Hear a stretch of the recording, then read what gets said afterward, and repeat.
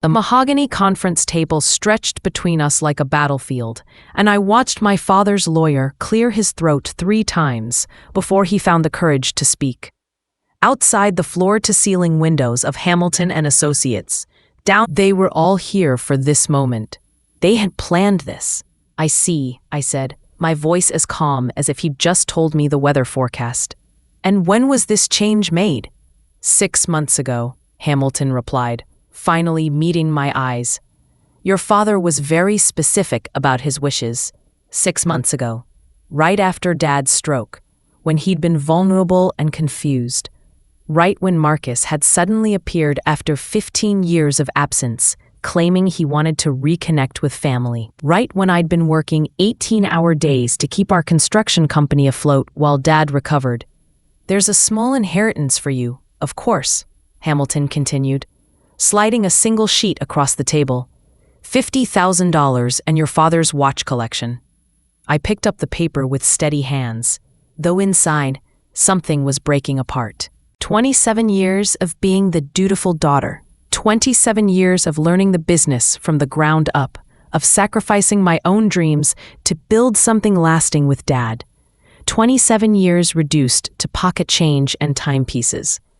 Marcus leaned back in his chair, and I caught the slight smirk playing at the corners of his mouth. "Don't worry, sis. I'll take good care of the family legacy. The family legacy. The business I'd helped build. The clients I'd cultivated. The employees who trusted me. All of it handed to someone who'd walked away from us without a backward glance when his mother divorced Dad." "I'm sure you will," I replied. And something in my tone made Victoria's smile falter slightly. "After all, you've always been so committed to family." I stood then, smoothing down my black dress. The same dress I'd worn to Dad's funeral just 2 weeks ago. "If there's nothing else, I should get back to the office. There are projects that need finishing." "Actually," Hamilton interjected, "Marcus will be taking over operations immediately. Security will escort you to collect your personal items." Of course they would. This wasn't just about money or property. This was about erasing me entirely, about pretending the last 15 years of my life had never happened. I gathered my purse, noting how Marcus was already studying blueprints I'd stayed up all night working on. How Victoria was eyeing the expensive artwork on the walls, probably calculating its value. How Claire was finally looking at me with something that might have been guilt if she were capable of such an emotion. "There is one more thing," I said, turning back to Hamilton. "I assume you filed all the proper paperwork with the state, updated the business licenses, notified the insurance companies, transferred the contractor bonds." Hamilton blinked. Yes, of course. My office handles all legal requirements." "Good," I said, "because you know what they say about assumptions." I walked toward the door, my heels clicking against the polished floor with metronomic precision. Behind me, I heard Marcus mutter something to Victoria about dramatic exits, and their laughter followed me into the hallway. Let them laugh, I thought as I pressed the elevator button. They have no idea what's coming. The elevator doors closed, and for the first time in 3 weeks, I allowed myself to smile. Not the polite, controlled smile I'd worn through Dad's funeral and the awkward family dinners that followed. This was something different, something that would have worried them if they'd seen it. Because Marcus and Victoria thought they'd won. They thought they outsmarted the grieving daughter, who'd been too busy planning a funeral to notice what was happening. They thought they knew me. Predictable Alexis, always following the rules. "You should have done your homework, Marcus," I thought, as I walked past the security guard who would soon escort me from my own father's building. "You should have asked why Dad's lawyer looked so nervous. You should have wondered why I didn't fight harder. Most of all, you should have asked yourself one simple question. If Alexis is really the kind of person who would just accept this quietly, then why did Dad trust her with the family business for 15 years? But they'd find out soon enough. Tomorrow morning, to be exact. I pushed through the heavy glass doors and into the crisp winter air, already reaching for my car keys.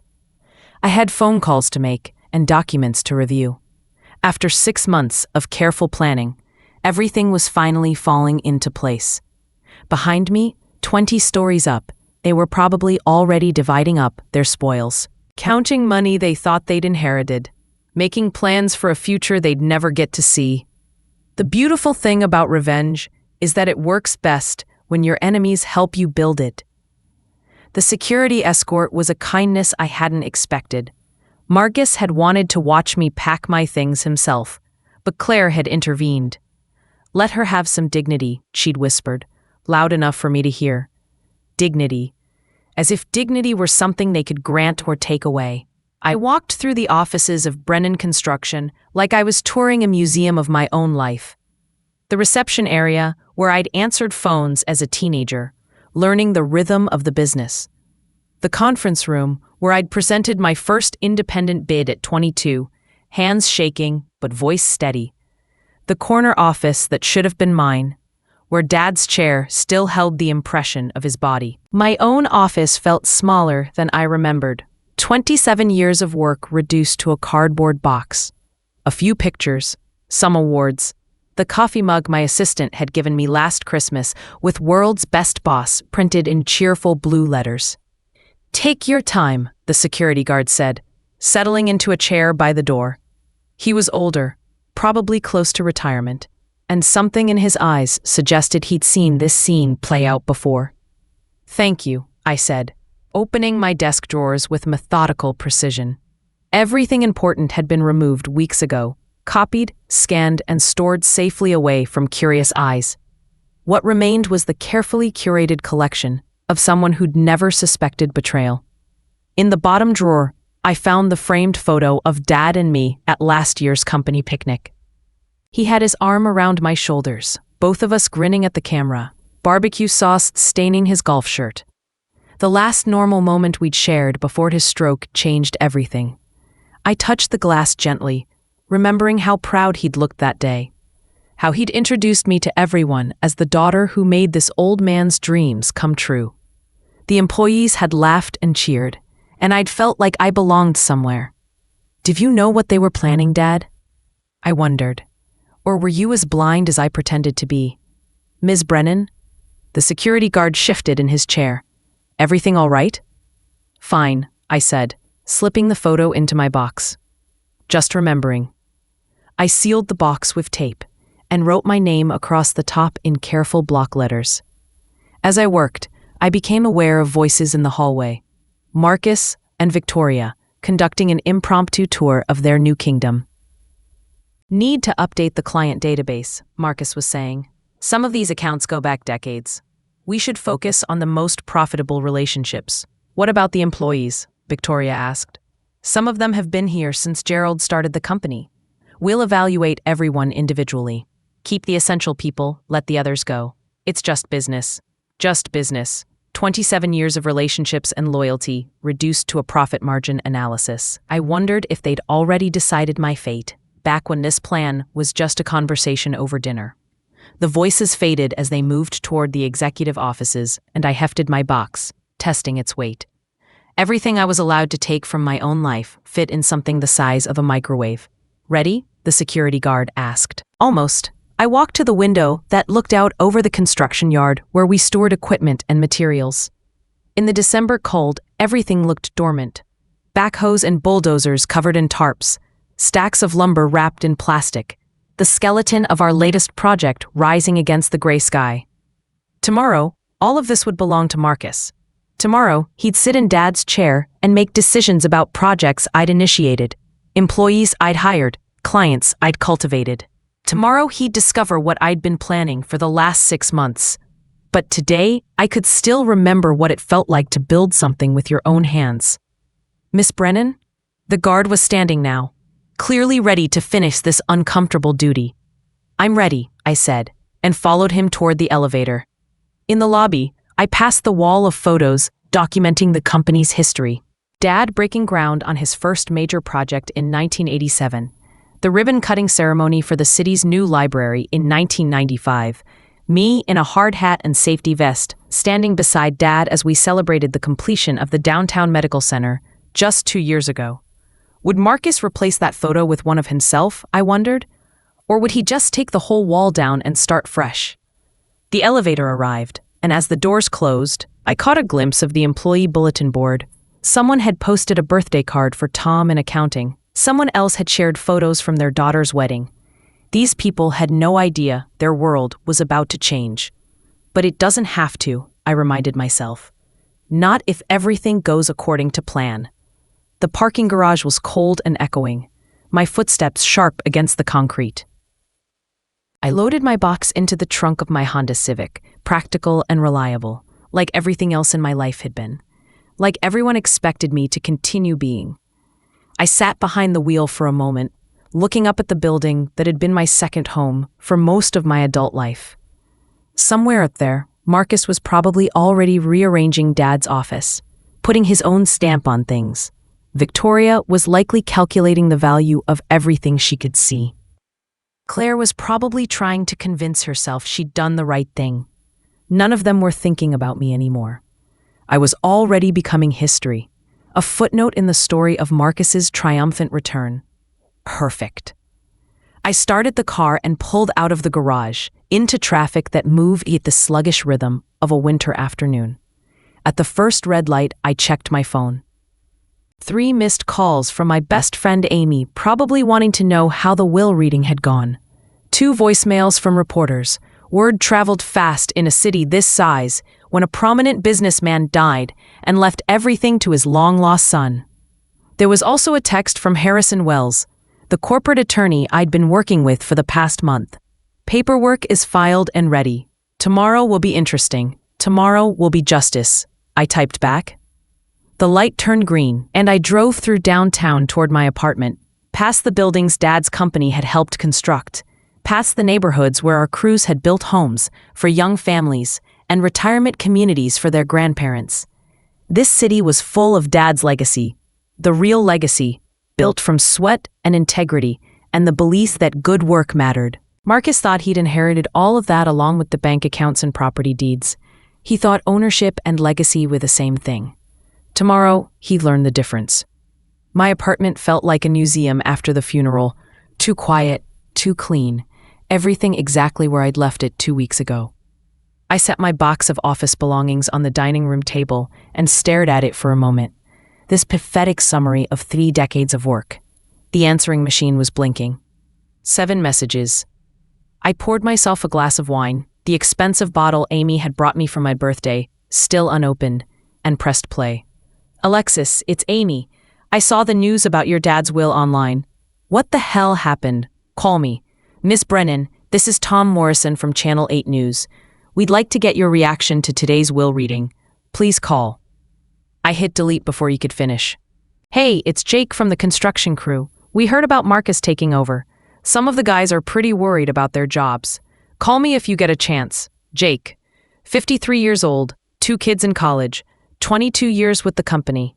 He'd taught me how to read blueprints when I was 16, how to spot a lazy subcontractor from 50 yards away, how to earn respect on a job site where most of the men had daughters my age. Alexis, this is Eleanor Westfield. I heard about your situation, and I want you to know that if you're looking for new opportunities, Patterson Holdings is always interested in experienced project managers. Eleanor Westfield, whose company had been trying to poach our best people for years. She was circling like a vulture, assuming I'd be desperate enough to jump ship and bring client contacts with me. It's Amy again. Seriously, what is going on? Marcus hasn't been part of your family for 15 years. How can he just delete? Miss Brennan, this is Carmen Rodriguez from the Tribune. We're running a story about inheritance disputes in family businesses, and delete. Alexis, it's Harrison Wells. I know today was difficult, but everything is in place for tomorrow's board meeting. Trying to get some rest. Justice has a way of working out in the end. Harrison's voice was calm and professional, but I caught something else underneath. Anticipation. He'd been working on this case for weeks, building something that would hold up under scrutiny. Something airtight and elegant and completely devastating. I finished the wine and walked to the window that looked out over the city. From the 8th floor, I could see the construction crane on the hospital expansion project, our biggest contract, the one that would determine whether the company thrived or struggled for the next 5 years. Marcus had no idea what he'd inherited. He'd looked at the financial statements and seen profit margins, but he'd never stood in a half-built foundation at 6 in the morning, checking rebar placement while concrete trucks idled in the street. He'd never negotiated with union representatives or dealt with city inspectors or explained to a worried client why weather delays weren't the same as project failures. He'd never earned the trust of men like Jake, who could spot incompetence in 5 minutes and weren't shy about sharing their opinions. But he'll learn, I thought, or he'll fail trying. I pulled my laptop from its case and opened the file I'd been building for months, a comprehensive analysis of every project, contract, and relationship that made Brennan Construction profitable. It read like a love letter to the business Dad had built, but it was really something else. A roadmap for someone who understood that success wasn't just about owning things. The first section detailed our current contracts. The hospital expansion was ahead of schedule and under budget, but only because I'd renegotiated terms with 3 different subcontractors and personally resolved a dispute with the electrical union. Marcus would inherit a smooth-running project, but he'd also inherit relationships that took years to build. The second section analyzed our competitive advantages. We weren't the biggest construction company in the city, but we had the best reputation for quality and reliability. That reputation lived in the minds of clients who'd worked with us for decades, supervisors who'd never missed a deadline, and employees who took pride in their craftsmanship. The third section was my favorite, a detailed breakdown of why Brennan Construction succeeded where bigger companies failed. We knew our people. We kept our promises. We treated every project like it was our own home we were building. Could Marcus maintain that culture? I wondered. Could someone who'd spent 15 years in California tech startups understand the difference between managing code and managing concrete? I suspected the answer was no. But I wouldn't have to wait long to find out. My phone buzzed with a text from Amy. "Are you hiding from me? I'm coming over with Chinese food and wine. We need to talk." I smiled despite everything. Amy Chen had been my best friend since college, the one person who'd understood why I'd chosen to work for Dad instead of pursuing my master's degree in architecture. She'd also been the first person I'd called 6 months ago when I discovered what Marcus and Victoria were planning. "Doors open," I texted back. "Bring extra wine." 20 minutes later, she was setting bags of takeout on my dining room table, carefully moving my box of office belongings to make room. Amy was small and fierce, with the kind of energy that made her a successful marketing consultant and a formidable friend. "Okay," she said, pulling containers from the bags. "Start from the beginning. What the hell happened in that conference room today?" I told her everything. Hamilton's nervous demeanor, Marcus's barely concealed smugness, Victoria's obvious satisfaction, the $50,000 and the watch collection, the security escort and the empty promises about dignity. "That's it?" Amy's voice rose an octave. $50,000 for 27 years of your life? "It's not about the money," I said, though even as I spoke the words, I knew they weren't entirely true. The money mattered, not for what it could buy, but for what it represented. Value, recognition, proof that my contributions had meant something. Like hell it's not about the money. Amy opened the wine she'd brought, a bottle that probably cost more than my weekly grocery budget. "This is about your father's company. The company you've been running for the last 5 years while he played golf and gave speeches at Rotary Club meetings. Dad was a great man who built something amazing," Amy interrupted. "But let's be honest about his last few years, Alexis. You were the one making the real decisions. You were the one the employees came to with problems. You were the one client called when they needed something done right." She was right, of course. Dad had officially remained CEO until his stroke, but the day-to-day operations had gradually shifted to me. It had happened so naturally that neither of us had acknowledged it. I'd just started handling more meetings, making more decisions, taking more responsibility. "So what's your plan?" Amy asked, serving herself lo mein with the efficiency of someone who'd done this 1,000 times. "Please tell me you're not just going to accept this quietly. I took a sip of wine and smiled. Do you really think I'm the kind of person who accepts anything quietly? Amy paused with her chopsticks halfway to her mouth. Oh, you've been planning something. I've been preparing for this since September, I said, when I found the early draft of the will in Dad's study. You've known for 3 months? 3 months of letting them think they'd fooled me. 3 months of careful preparation. 3 months of building something they'll never see coming. Amy set down her chopsticks and stared at me. What did you do? I did what Dad taught me to do, I said. I planned carefully. I paid attention to details, and I built something that will last. September 15th, 3 months earlier, the stroke had happened on a Tuesday morning, while Dad was reading the newspaper in his study. Claire found him slumped in his leather chair, the financial section scattered across the Persian rug he'd inherited from his own father. I spent that first week living at the hospital, sleeping in the family waiting room, and drinking coffee that tasted like motor oil. The doctors were cautiously optimistic. The stroke had been mild, affecting his speech more than his motor functions. With therapy, they said, he could make a full recovery. But Dad seemed smaller in that hospital bed, confused by simple questions and frustrated by words that wouldn't come. For the first time in my life, I saw him as mortal, vulnerable, and suddenly I understood why he'd been talking about succession planning and legacy and the importance of family. The house, he said on Thursday, his words slurred but determined. Need to clean the house. Claire interpreted this as a request for housekeeping, but I knew Dad better. He was a man who kept important papers in a fireproof safe and backed up computer files in triplicate. When he talked about cleaning, he meant organizing, preparing, making sure everything was in order.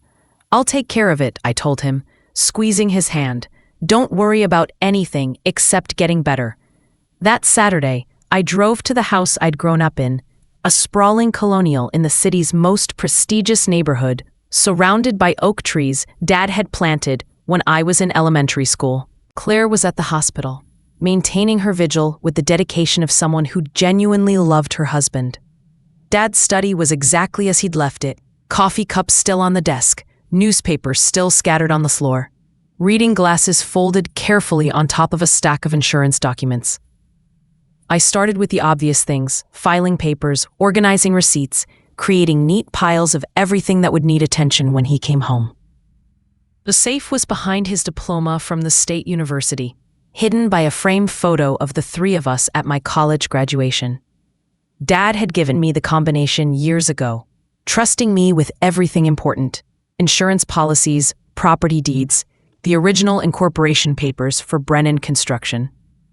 Inside, I found the usual documents and one manila folder labeled Estate Planning, Confidential.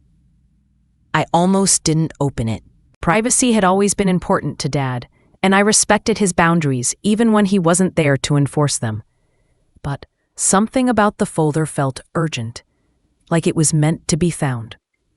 The first document was a standard will, dated 5 years earlier, leaving everything to me, with provisions for Claire. Clean, simple, exactly what I'd expected. The second document was dated just 3 weeks ago, August 25th, 2 weeks before Dad's stroke. My name had been crossed out in black ink and replaced with Marcus Alexander Brennan.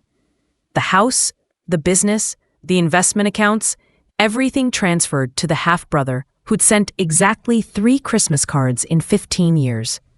I read it twice, then a third time, looking for some mistake or misunderstanding. But the language was clear, and Dad's signature was unmistakable at the bottom of each page. Why? I sat in Dad's chair and tried to make sense of it. Had Marcus contacted him? Had Claire pushed for this change?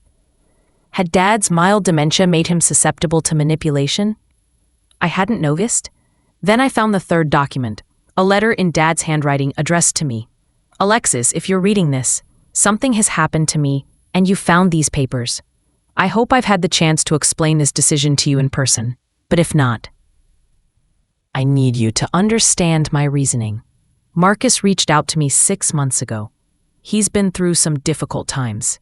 A divorce, business failures, financial problems that reminded me of my own struggles when I was his age. He's asked for a chance to rebuild his relationship with our family, and I believe people deserve second chances. You're strong and capable and talented enough to build your own success. You don't need my money to prove your worth. But Marcus needs this opportunity more than you do. I know this will hurt you, and I'm sorry for that. But I also know you well enough to believe you'll understand eventually. Family is complicated, but it's also forever. I love you, and I'm proud of everything you've accomplished. Dad, I folded the letter carefully and put it back in the folder. Outside, rain was starting to fall against the study windows, and I listened to it for a long time, trying to process what I'd just learned. Dad had chosen Marcus, not because I'd failed or disappointed him, but because he believed Marcus needed rescuing, and I didn't. He was wrong about so many things. I spent the next 3 hours going through every document in that safe, making copies of everything important. Bank statements, insurance policies, contracts with major clients. I photographed them all with my phone, building a comprehensive record of our family's financial situation. What I found was troubling. The business was profitable, but not liquid. Most of our assets were tied up in equipment, real estate, and long-term contracts. The insurance policies were substantial, but wouldn't pay out unless Dad actually died. Someone inheriting the company would need experience, relationships, and working capital to maintain operations. Marcus had none of those things. By the time I left the house that evening, I'd made 2 decisions. First, I would never let Dad know I'd seen the new will. He was already struggling with guilt about the stroke and its impact on the family. Learning that I'd discovered his secret would only add to his burden. Second, I would use the next few months wisely. If Dad recovered fully, he might change his mind again. If he didn't, Marcus would inherit a company he couldn't possibly manage. Either way, I needed to be prepared for a future that looked nothing like the one I'd been planning. The rain was heavy by the time I reached my apartment, and I sat in the parking garage for several minutes, engine running, heat blowing against the windshield. For 27 years, I'd built my identity around being Dad's daughter, his partner in building something lasting. Now I had to figure out who I was without that foundation, but maybe that's exactly what I needed to figure out. I turned off the engine and gathered my purse, already planning my next steps. If Marcus wanted the family business, he was welcome to it, but he'd inherit it on my terms, not his. The beautiful thing about construction is that you learn to think structurally. You learn that the most important work happens in the foundation where no one can see it. You learn that if you build something properly from the beginning, it can withstand almost anything. And you learn that the best demolition jobs are the ones where you let gravity do most of the work. October 12th, 2 months earlier, Dad came home from the hospital on a crisp fall morning when the leaves were just starting to turn. His speech had improved dramatically, though he still struggled with complex words, and his walking was steady enough that he'd refused the wheelchair the discharge nurse had suggested. "Home," he said as Claire helped him up the front steps, and his smile was the brightest I'd seen since the stroke. I'd spent the previous week preparing for his return, installing grab bars in the bathroom, removing throw rugs that might cause falls, reorganizing his study so everything was within easy reach. The new will was back in the safe, exactly where I'd found it, and I'd practiced my expressions of surprise and confusion for when he eventually told me about the changes. But Dad didn't mention the will. Not that first week, or the second, or the third. Instead, he focused on physical therapy and speech exercises, gradually rebuilding the strength and coordination the stroke had stolen. He seemed genuinely happy to be home, content to spend his days reading and watching old movies with Claire. Marcus, meanwhile, had become a constant presence. He'd arrived the day after Dad's discharge, supposedly to help with the transition, but really to establish himself as the devoted son who'd returned in the family's hour of need. He was 42, but looked younger, with a kind of casual California confidence that made everything seem effortless. Designer jeans, expensive watches, the easy charm of someone who'd never doubted his own importance. "I'm thinking of staying through the holidays," he told Dad one afternoon while I was visiting. "Maybe longer if you need the help." Dad's face lit up like Christmas morning. "That would be wonderful, son. We have so much time to make up for." Son. The word hit me like a physical blow, though I kept my expression neutral. Dad had never called me daughter with that particular tone of pride and affection. "I'd love to learn more about the business, too," Marcus continued. "I know I walked away from all that when I was young, but I've gained some perspective over the years." "The business is in good hands," Dad said, glancing at me. "Alexis has been running things beautifully." "I'm sure she has," Marcus replied, and something in his tone made me look up from the financial reports I'd been reviewing. "But it might be good to have a fresh perspective, someone who understands technology, modern business practices." The implication was clear. I was old-fashioned, stuck in the past, incapable of innovation.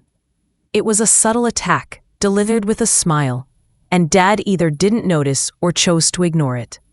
"We should talk about succession planning," Marcus said. "I know it's not a comfortable subject, but after your stroke—" "Marcus," Claire interrupted, "that's not appropriate." But Dad held up a hand. "No, he's right. I should have addressed this years ago." He looked at me with something that might have been guilt. "It's important to have everything in order." I nodded agreeably, playing the part of the responsible daughter who just wanted what was best for everyone. "Whatever you think is right, Dad." That evening, Marcus cornered me in the kitchen, while Dad was napping and Claire was running errands. "I hope this isn't too awkward," he said, leaning against the counter with practiced casualness. "Me being here, I mean." "Why would it be awkward?" I asked, loading the dishwasher with the mechanical precision of someone who'd done this 1,000 times. "Come on, Alexis. We both know you've been planning to inherit everything. It's natural. You've been here, you've done the work." But family situations are complicated. I turned to face him, keeping my expression curious rather than hostile. "What are you trying to say, Marcus?" "I'm saying that maybe it's time for some changes. Fresh perspectives, new energy. The construction industry is evolving, and companies that don't adapt get left behind. Fresh perspectives, new energy. The same buzzwords he'd been using with Dad, designed to make my 27 years of experience sound like dead weight. "Dad seems happy with how things are going," I said mildly. "Dad's been through a trauma. He's not thinking clearly about long-term strategy." Marcus moved closer, and I caught the scent of expensive cologne and something else, the particular confidence of someone who'd already won. "I'm not trying to push you out, Alexis. There's room for both of us in the company, but leadership requires vision. And frankly, your approach has been pretty conservative. Because steady growth and satisfied clients were somehow failures of imagination." "I appreciate your concern," I said, "but I'm not worried about my future with the company." Marcus smiled, and for a moment, I saw something predatory in his expression. "That's good to hear, because change is coming whether we want it or not. The question is whether we can adapt." After he left, I sat in my car for 20 minutes, engine off, hands gripping the steering wheel. For the first time since finding the will, I felt something other than hurt or confusion. I felt angry, not just at Marcus, though his smug assumption that I'd step aside gracefully was infuriating. I was angry at Dad for believing that Marcus deserved a second chance more than I deserved recognition for my first chance. Angry at myself for caring so much about a business that apparently meant so little to the man who'd built it. But anger, I'd learned, could be useful if you channeled it properly. I pulled out my phone and called Harrison Wells, the corporate attorney who'd handled several contract disputes for us over the years. Harrison was thorough, ethical, and completely ruthless when protecting his clients' interests. "Alexis," he said when he answered, "how's your father doing?" "Better every day," I said, "but I need to talk to you about something else, something confidential." We met the next morning at a coffee shop downtown, far from anywhere we might encounter family or business associates. Harrison was in his 60s, silver-haired and distinguished, with the kind of presence that made opposing attorneys nervous. "What can I do for you?" he asked after we'd settled into a corner booth. I told him everything. The will, the letter, Marcus's sudden appearance, and obvious intentions. Harrison listened without interruption, occasionally making notes on a legal pad. "Interesting situation," he said when I finished. "Are you asking me to contest the will?" "No," I said. "I'm asking you to help me prepare for what's coming, which is, Marcus is going to inherit a company he can't run. When that happens, I want to be ready to pick up the pieces." Harrison leaned back in his chair, studying my face. "That's a dangerous game, Alexis. If you're wrong about his competence, you could end up with nothing." "I'm not wrong," I said. "Marcus hasn't run a construction crew or managed a client relationship or dealt with union negotiations. He's spent 15 years in tech startups that burn through venture capital and crash when the market shifts. This is a completely different business, but he'll have advisors. He could hire experienced managers. With what money?" I pulled out a folder of financial documents I'd copied from Dad's safe. "The company is profitable, but not cash-rich. Most of our assets are illiquid. Someone taking over would need existing relationships and operational knowledge to maintain cash flow."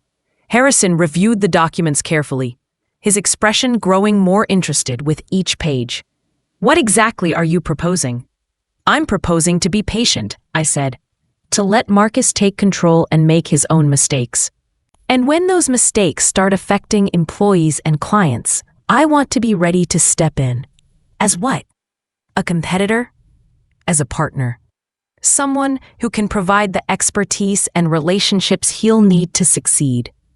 Harrison smiled, and I caught a glimpse of the ruthless attorney his opponents feared. "That's elegant. You're not fighting the will. You're preparing to be indispensable." "Exactly. But I need legal protection, documentation, and I need to make sure that when the time comes, I'm not just another employee he can dismiss." Harrison was quiet for a long moment, pen tapping against his legal pad. "There are ways to structure this. Consulting agreements, partnership options, client relationships that exist independently of the company structure. I was hoping you'd say that, but it will require careful timing. Move too early, and you look like you're sabotaging your own family. Move too late, and you might not be able to salvage anything." "I understand," I said. "That's why I'm starting now, while Dad's still alive, and Marcus is still pretending to be the prodigal son." We spent the next 2 hours outlining a strategy that would protect my interests without technically violating any legal or ethical boundaries. Harrison would research the corporate structure, identify potential partnership opportunities, and prepare documentation that could be activated when the time was right. "One more thing," I said as we prepared to leave. "This stays between us until I decide otherwise. Of course, attorney-client privilege." "No," I said. "I mean stays between us, because if Marcus discovers what we're planning, it won't work." Harrison nodded slowly. "You're not just preparing for his failure. You're counting on his arrogance." "I'm counting on him being exactly who he's always been," I said. "Someone who thinks he's smarter than everyone else in the room." That afternoon, I returned to work with a sense of purpose I hadn't felt since finding Dad's new will. Let Marcus play the devoted son. Let him charm Dad with talk of fresh perspectives and modern business practices. Let him assume I was too naive or too loyal to see what was coming. While he was performing his role as the heir apparent, I would be building something he couldn't touch. Something that existed in relationships and reputation and the kind of trust that took years to establish. The beautiful thing about construction is that you learn patience. You learn that the most important work happens slowly, one layer at a time. You learn that if you rush the foundation, everything you build on top of it will eventually crumble. Marcus was in a hurry to claim his inheritance. That would be his first mistake, but it wouldn't be his last. November 20th, 1 month earlier, Dad's 72nd birthday fell on a Saturday, and Claire had planned a small family dinner to celebrate his recovery. The guest list was carefully curated. immediate family only, with a few longtime friends who'd supported us through the difficult months since his stroke. I arrived early to help with preparations, bringing the German chocolate cake Dad had loved since childhood and a bottle of wine from the vineyard we'd visited together 5 years ago. The house smelled like Claire's pot roast, and soft jazz played from the sound system Dad had installed when they'd first married. "You look beautiful, sweetheart," Dad said when he saw me. His speech was nearly normal now, with only occasional hesitation when he searched for complex words. "That dress brings out your eyes." The dress was navy blue, conservative but elegant, chosen specifically to make me look reliable and trustworthy. Tonight would be important, though Dad didn't know it yet. Marcus arrived 30 minutes later with Victoria in tow.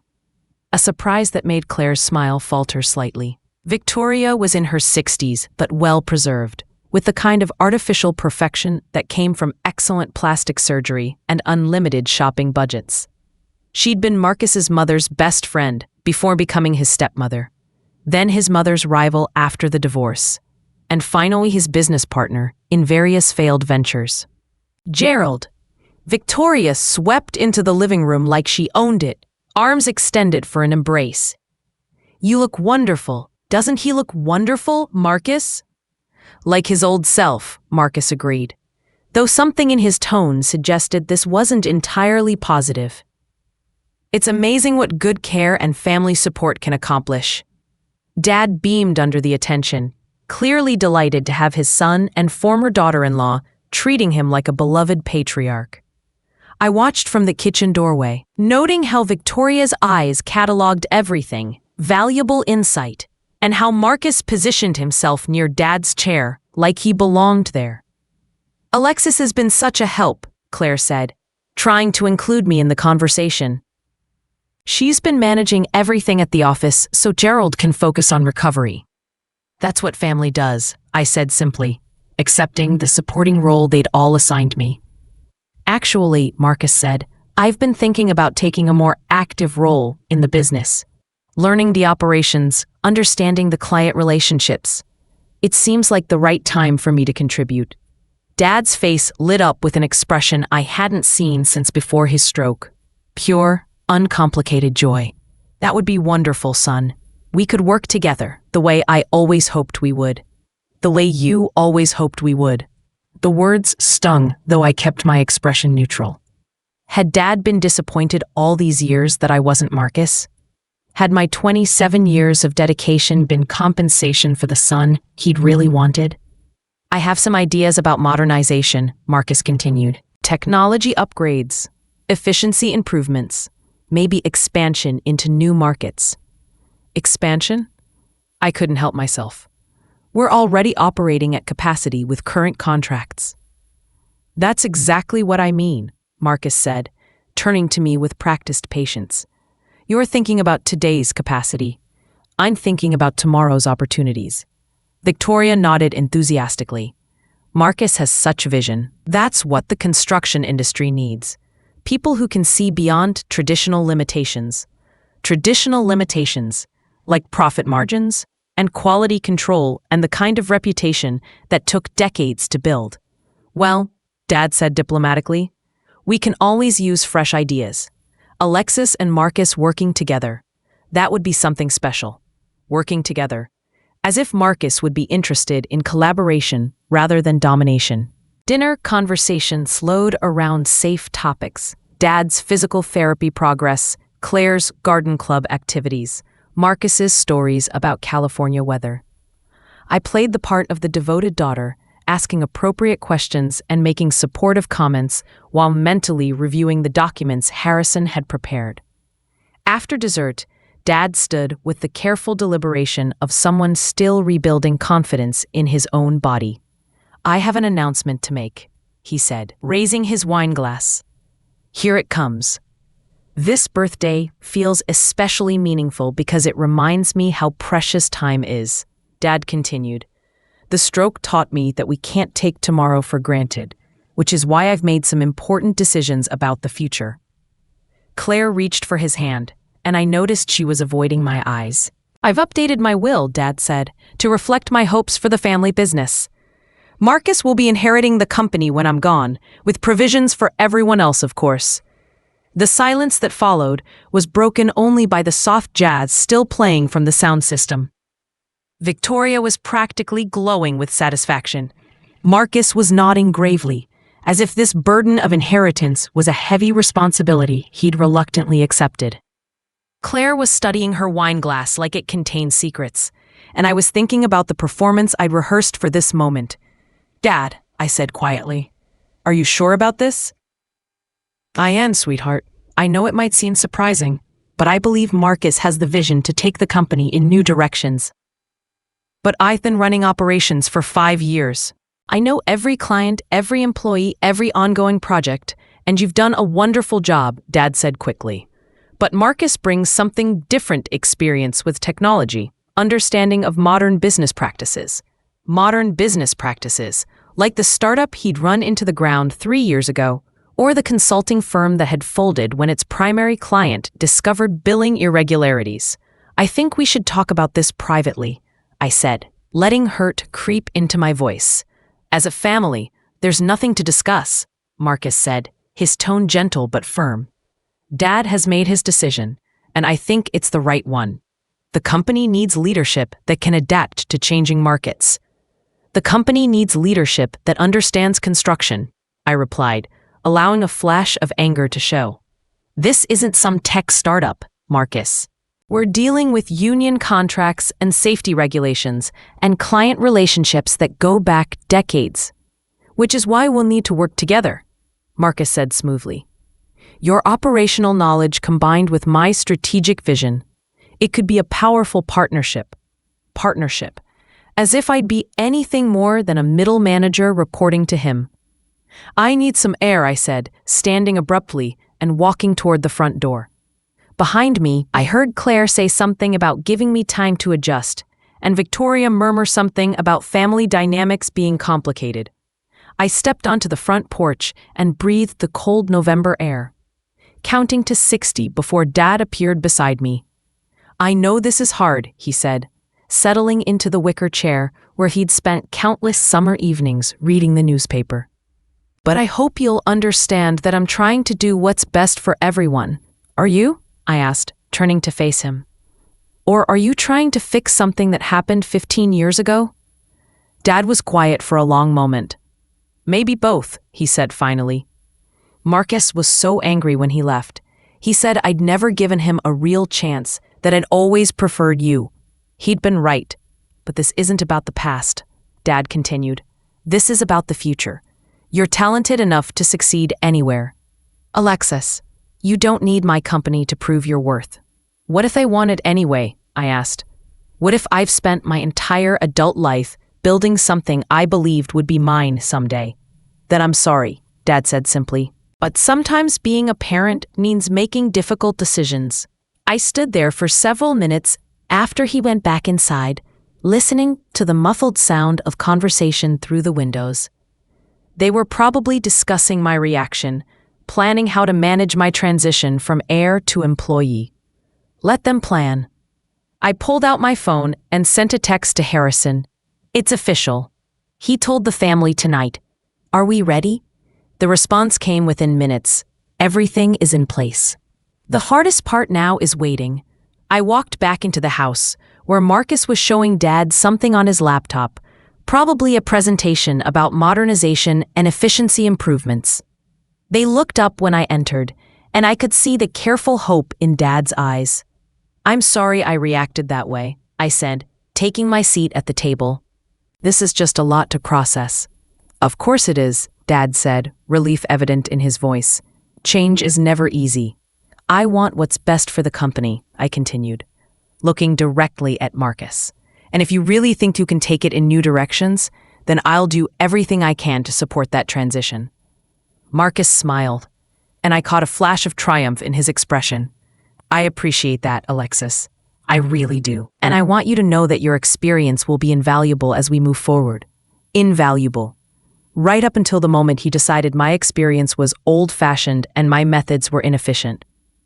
The rest of the evening passed pleasantly enough. I asked Marcus thoughtful questions about his plans, made appropriate comments about the challenges and opportunities ahead, and generally played the part of someone who was gradually accepting reality. By the time I left, Dad was convinced I'd handle the news better than he'd expected. Marcus was confident he'd manage the transition smoothly. Victoria was already calculating the value of her son's inheritance.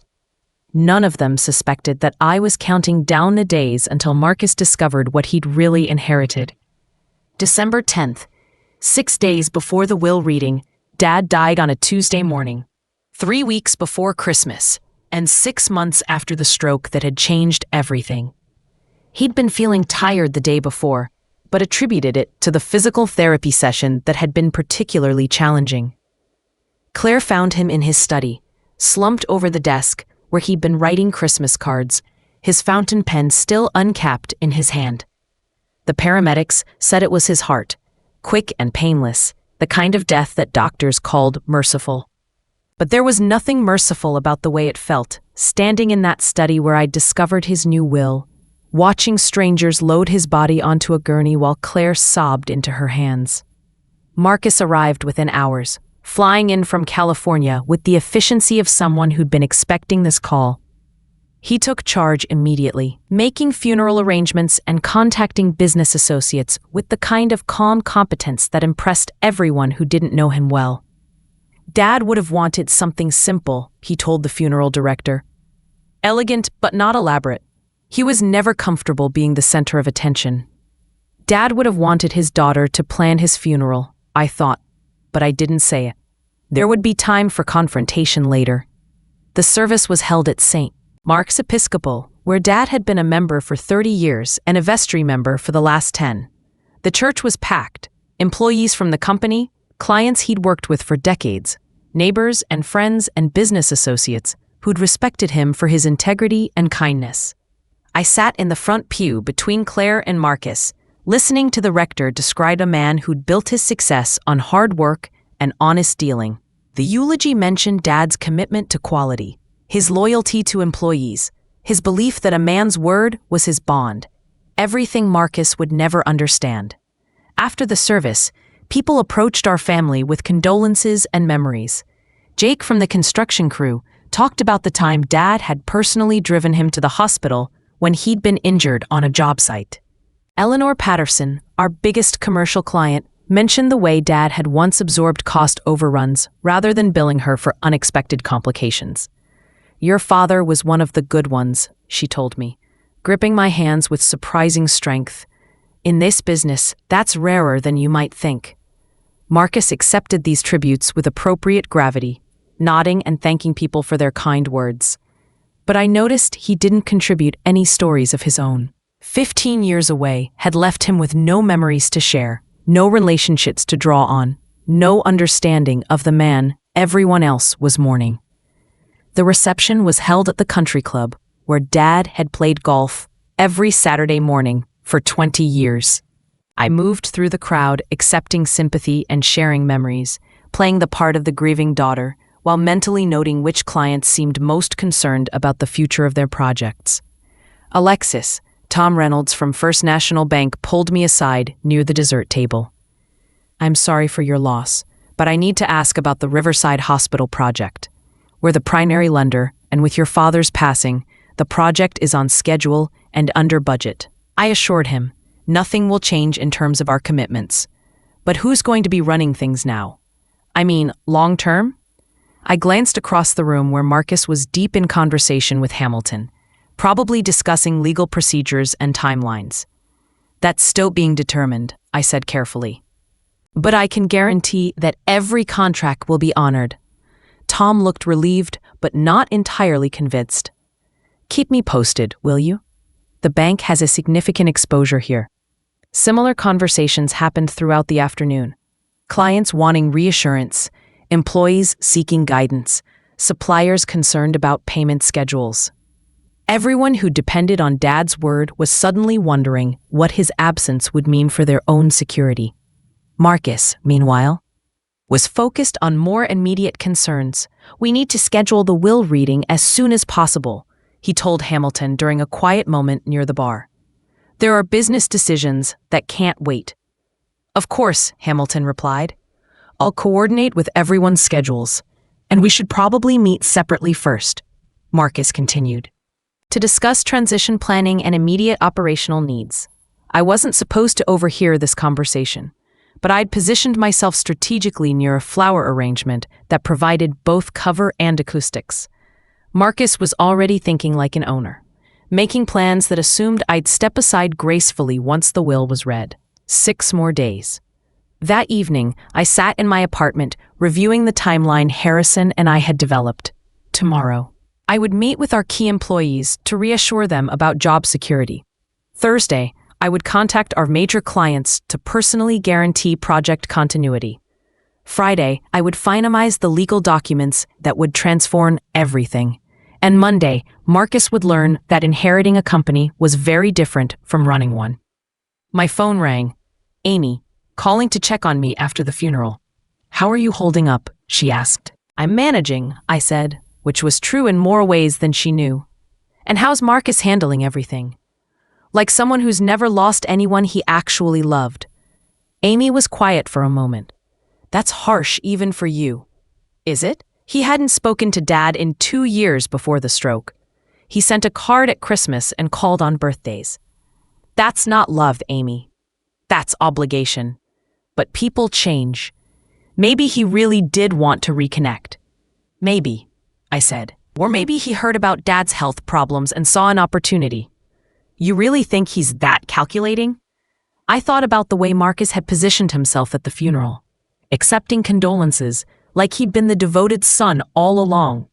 The way he'd spoken to Hamilton about transition planning before Dad was even buried. The way he'd looked at me during the service, not with grief or sympathy, but with the careful assessment of someone measuring an obstacle. I think he's exactly that calculating, I said. But he's also inexperienced, and that combination is going to be his downfall. After we hung up, I poured myself a glass of the wine Amy had brought weeks ago, and sat by the window overlooking the city. Somewhere out there, Marcus was probably reviewing business documents and making plans for his new role as CEO. Victoria was likely calculating the value of her investment in his success. Claire was probably crying herself to sleep in a house that felt too big and too empty.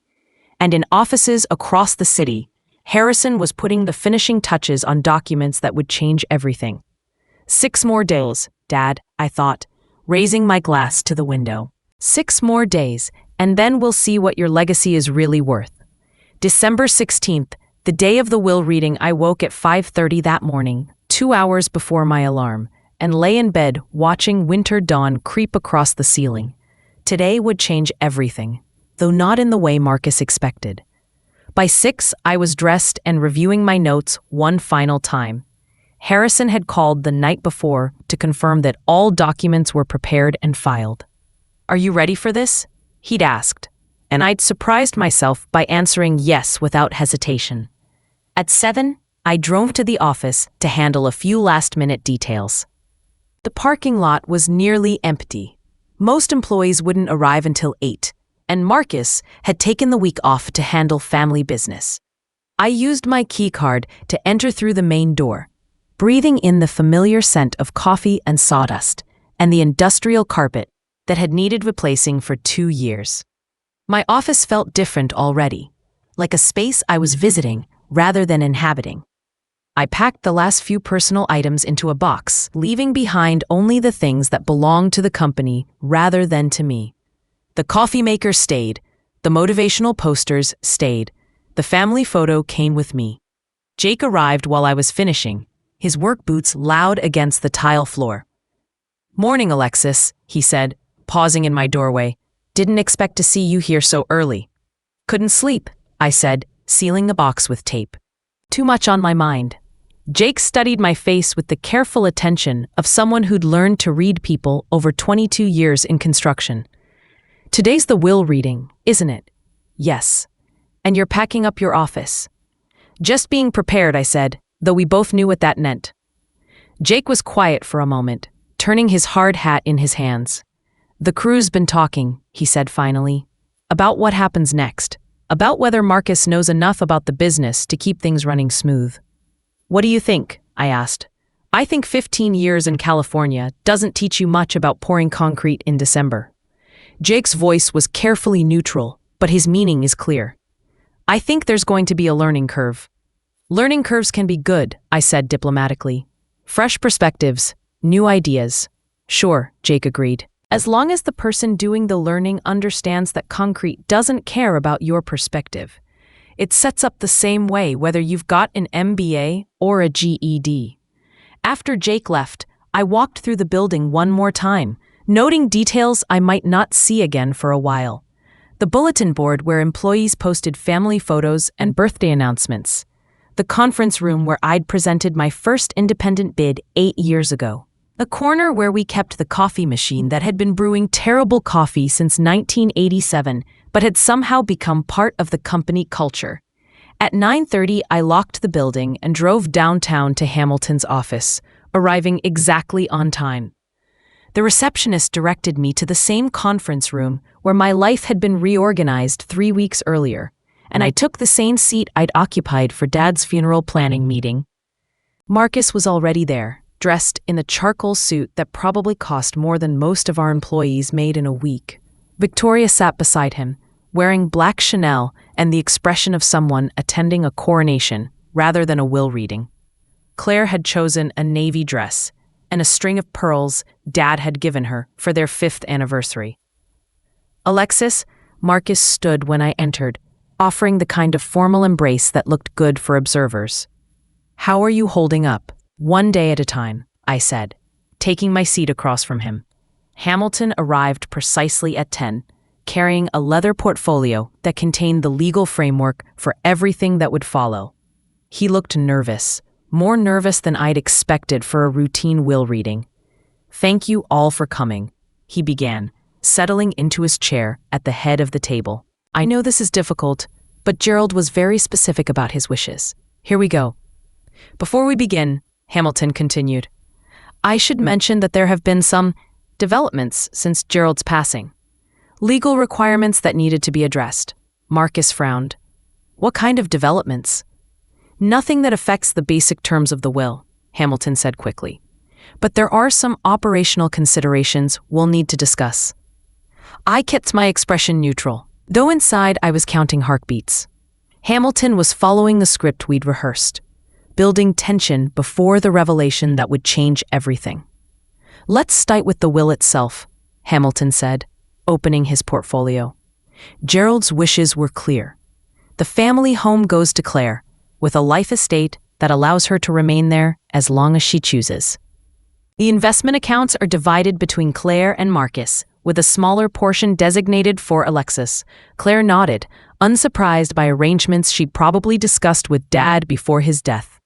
The business assets, Hamilton continued, including Brennan Construction and all related properties, are transferred to Marcus, effective immediately.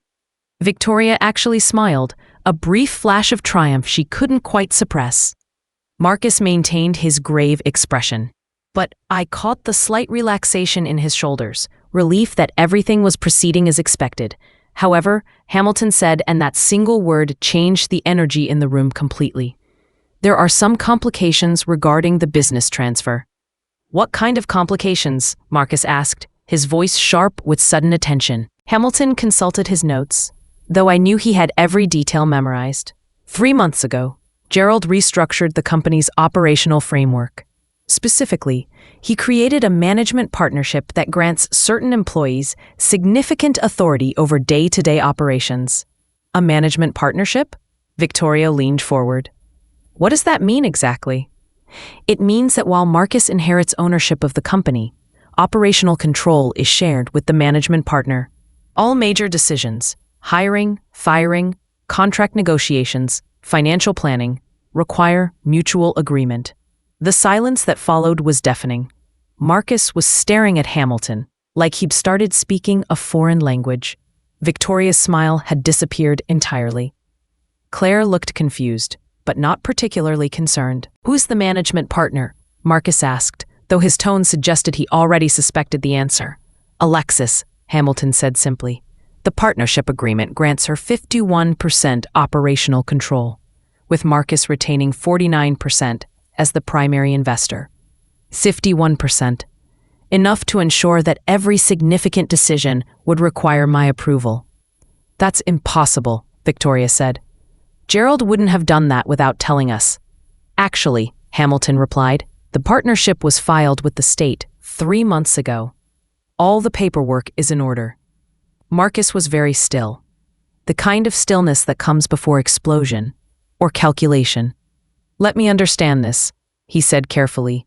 I inherit the company, but I can't actually run it without Alexis's permission? That's a simplified way to put it, but essentially accurate, Hamilton confirmed. This is ridiculous, Victoria snapped.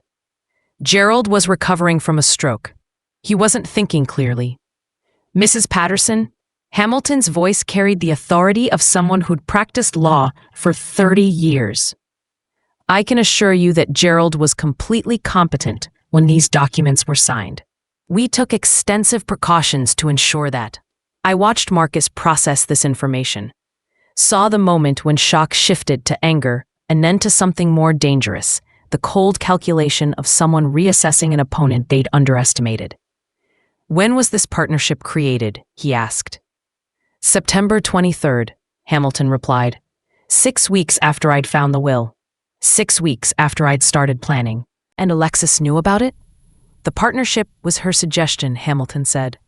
She felt it would provide continuity during any transition period. Marcus turned to look at me directly for the first time since Hamilton had started speaking. You knew, he said. It wasn't a question. I knew Dad was concerned about succession planning, I said carefully. I suggested a structure that would protect the company's operational stability. There's more, Hamilton said, consulting his notes again. The partnership agreement includes specific performance clauses. If either partner is deemed incompetent or acts against the company's interests, their operational control can be transferred to the other partner. Define incompetent, Marcus said. Failure to meet contractual obligations, violation of safety regulations, significant financial losses due to poor decision-making, or inability to maintain client relationships. Everything Marcus would struggle with as an inexperienced owner. Victoria was reading over Hamilton's shoulder now, her face growing paler with each paragraph. This is a trap, she said. Gerald set this up to force Marcus out. Gerald set this up to protect the company, I corrected. He wanted to ensure that ownership changes wouldn't disrupt operations or harm employees. How convenient for you, Marcus said, his voice dangerously quiet. How convenient for everyone, I replied, including you, once you understand what you've actually inherited. I stood and walked to the window, looking down at the city where Dad's company had built hospitals and schools and office buildings that would outlast all of us. You wanted the family business, Marcus. Congratulations, you've got it. But now you'll learn the difference between owning something and running it. When I turned back to the table, Marcus was watching me with the kind of focused attention I'd never seen from him before. What do you want, Alexis? I want the company to succeed, I said simply. I want our employees to keep their jobs.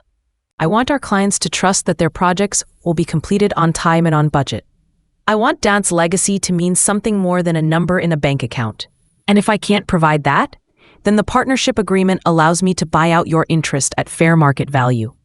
I returned to my seat, noting how Victoria's hands were clenched in her lap. But I'm hoping it won't come to that. I'm hoping we can work together. Marcus was quiet for a long moment, processing the complete reversal of everything he'd expected. When he finally spoke, his voice was calmer than I'd anticipated. You're very good at this, he said. I underestimated you. Most people do, I replied. Dad taught me that sometimes it's better to let others make assumptions about what you're capable of. So what happens now? Now, I said, you learn the construction business. And I help you succeed, because your success is my success. I gathered my purse and stood to leave, pausing at the conference room door. Oh, and Marcus, you might want to schedule a meeting with the Riverside Hospital project team. We have a site inspection tomorrow morning, and the client will want to meet the new owner. As I walked through Hamilton's lobby toward the elevator, I heard Victoria's voice rising behind the conference room's closed door, angry, frustrated. Defeated, Marcus would be calculating his options, trying to find an angle that would restore his advantage. Let him try. The elevator arrived, and as the doors closed, I allowed myself a small smile. Dad had taught me that the best foundations were the ones nobody could see until they needed to bear weight. Today, Marcus had learned that lesson the hard way. The next morning arrived gray and cold, with the kind of December wind that made outdoor work miserable and concrete pouring nearly impossible. I stood at my apartment window at 6:30, watching snow flurries dance past the streetlights, and wondered if Marcus had slept at all. He called 3 times the night before, calls I'd let go to voicemail while I reviewed project files and prepared for what would either be our first successful collaboration or our final confrontation. His messages had progressed from barely controlled anger to grudging professionalism, just something that might have been desperation. Alexis, we need to talk about this partnership arrangement. Call me back. Look, I know you're angry about the will, but we're adults. We can figure this out. The hospital project meeting is at 9. I need to understand what I'm walking into. I'd texted back at 11. Meeting is at 8 a.m., not 9. Site office, Building C. Dress warmly. Now, an hour before we were supposed to meet the client, who represented 40% of our annual revenue. I was betting everything on Marcus's ability to swallow his pride and accept reality. My phone buzzed with a text. Running late. Can you handle the initial meeting? No, I typed back. This is your company now. Time to start acting like it. I finished my coffee and gathered the project files, blueprints, and safety equipment that Marcus would need to look competent in front of Patricia Hawkins, the hospital's chief operating officer. Patricia was 62, had been managing construction projects for 30 years, and could spot inexperience from across a parking lot. The hospital site was a 20-minute drive through downtown traffic that was lighter than usual due to the threatening weather. I arrived to find our construction trailer already busy. Jake organizing work crews, supervisors reviewing the day's schedule, the coffee pot producing its usual industrial-strength fuel that kept everyone functioning in sub-zero temperatures. Morning, boss, Jake said when I entered, then caught himself. I mean, morning, Alexis. Boss is fine, I said, setting down my files. Nothing's changed operationally. Except you've got a new partner who doesn't know rebar from PVC pipe. He'll learn, I said, with more confidence than I felt. Or he'll make room for someone who does. Marcus arrived 10 minutes before the client meeting, looking like someone who'd spent the night researching construction terminology on the internet. His coat was too thin for the weather, his shoes were wrong for the terrain, and his expression suggested he was regretting every decision that had led him to this moment. Good morning, he said formally, accepting the hard hat I handed him. I reviewed the project files last night. Good. Patricia Hawkins doesn't tolerate ignorance, and she's been working with Dad for 15 years. She'll expect you to know exactly what's happening with her project. Marcus nodded, adjusting his hard hat with the awkward care of someone who'd never worn one before. Anything else I should know? Don't try to impress her with buzzwords or business school theories. She cares about schedules, budgets, and quality. If you don't know something, ask. If you make promises, keep them. A black SUV pulled into the parking area, and Patricia emerged wearing a wool coat, steel-toed boots, and the expression of someone who had no patience for delays or excuses. Showtime, I murmured to Marcus, and led him outside to meet the woman who would determine whether his inheritance was a blessing or a curse. Patricia, I called, extending my hand. Good to see you, Alexis. Patricia's handshake was firm and brief. I was sorry to hear about your father. He was a good man and a straight shooter. Thank you. I'd like you to meet Marcus Brennan, Gerald's son. He'll be taking over company ownership. Patricia studied Marcus with the calculating gaze of someone who'd learned to assess contractors quickly. Marcus, I knew your father when you were just a kid. You've been away a long time. 15 years, Marcus said. But I'm committed to maintaining the standards Dad established. Standards aren't maintained by commitment, Patricia replied bluntly. They're maintained by competence. Tell me about the structural steel delivery that was supposed to happen yesterday. I watched Marcus's face carefully, noting the moment of panic when he realized he had no idea what she was talking about.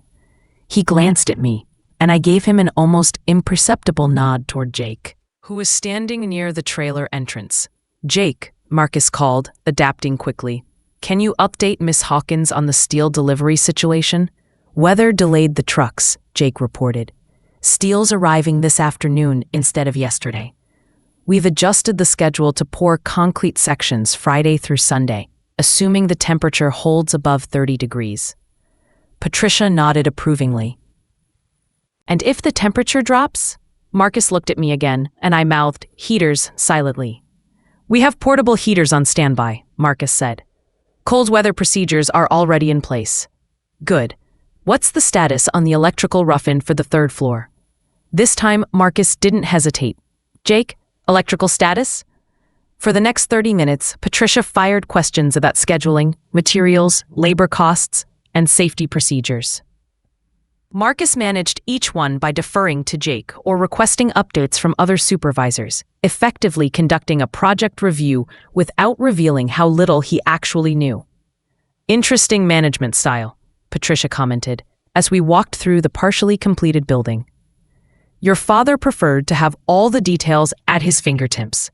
Different approaches for different situations," Marcus replied diplomatically. "I believe in leveraging the expertise of experienced team members. Not bad, I thought. He's learning to work with what he has instead of pretending to be what he isn't." We completed the site tour without major disasters, though I noticed Marcus stumbling slightly on uneven ground and gripping the safety railings more tightly than necessary. Construction sites were foreign territory for him, and it showed in every careful step. "The project looks good," Patricia concluded as we returned to the trailer. "You're on schedule and apparently under budget, which is more than I can say for most contractors. We prioritize efficiency," Marcus said, then glanced at me. "And Alexis has been instrumental in maintaining our operational standards." "I'm sure she has." Patricia's tone was neutral, but her meaning was clear. "I'll want weekly updates going forward. This project is too important for surprises." After Patricia left, Marcus and I stood in the trailer, watching the work crews prepare for steel delivery.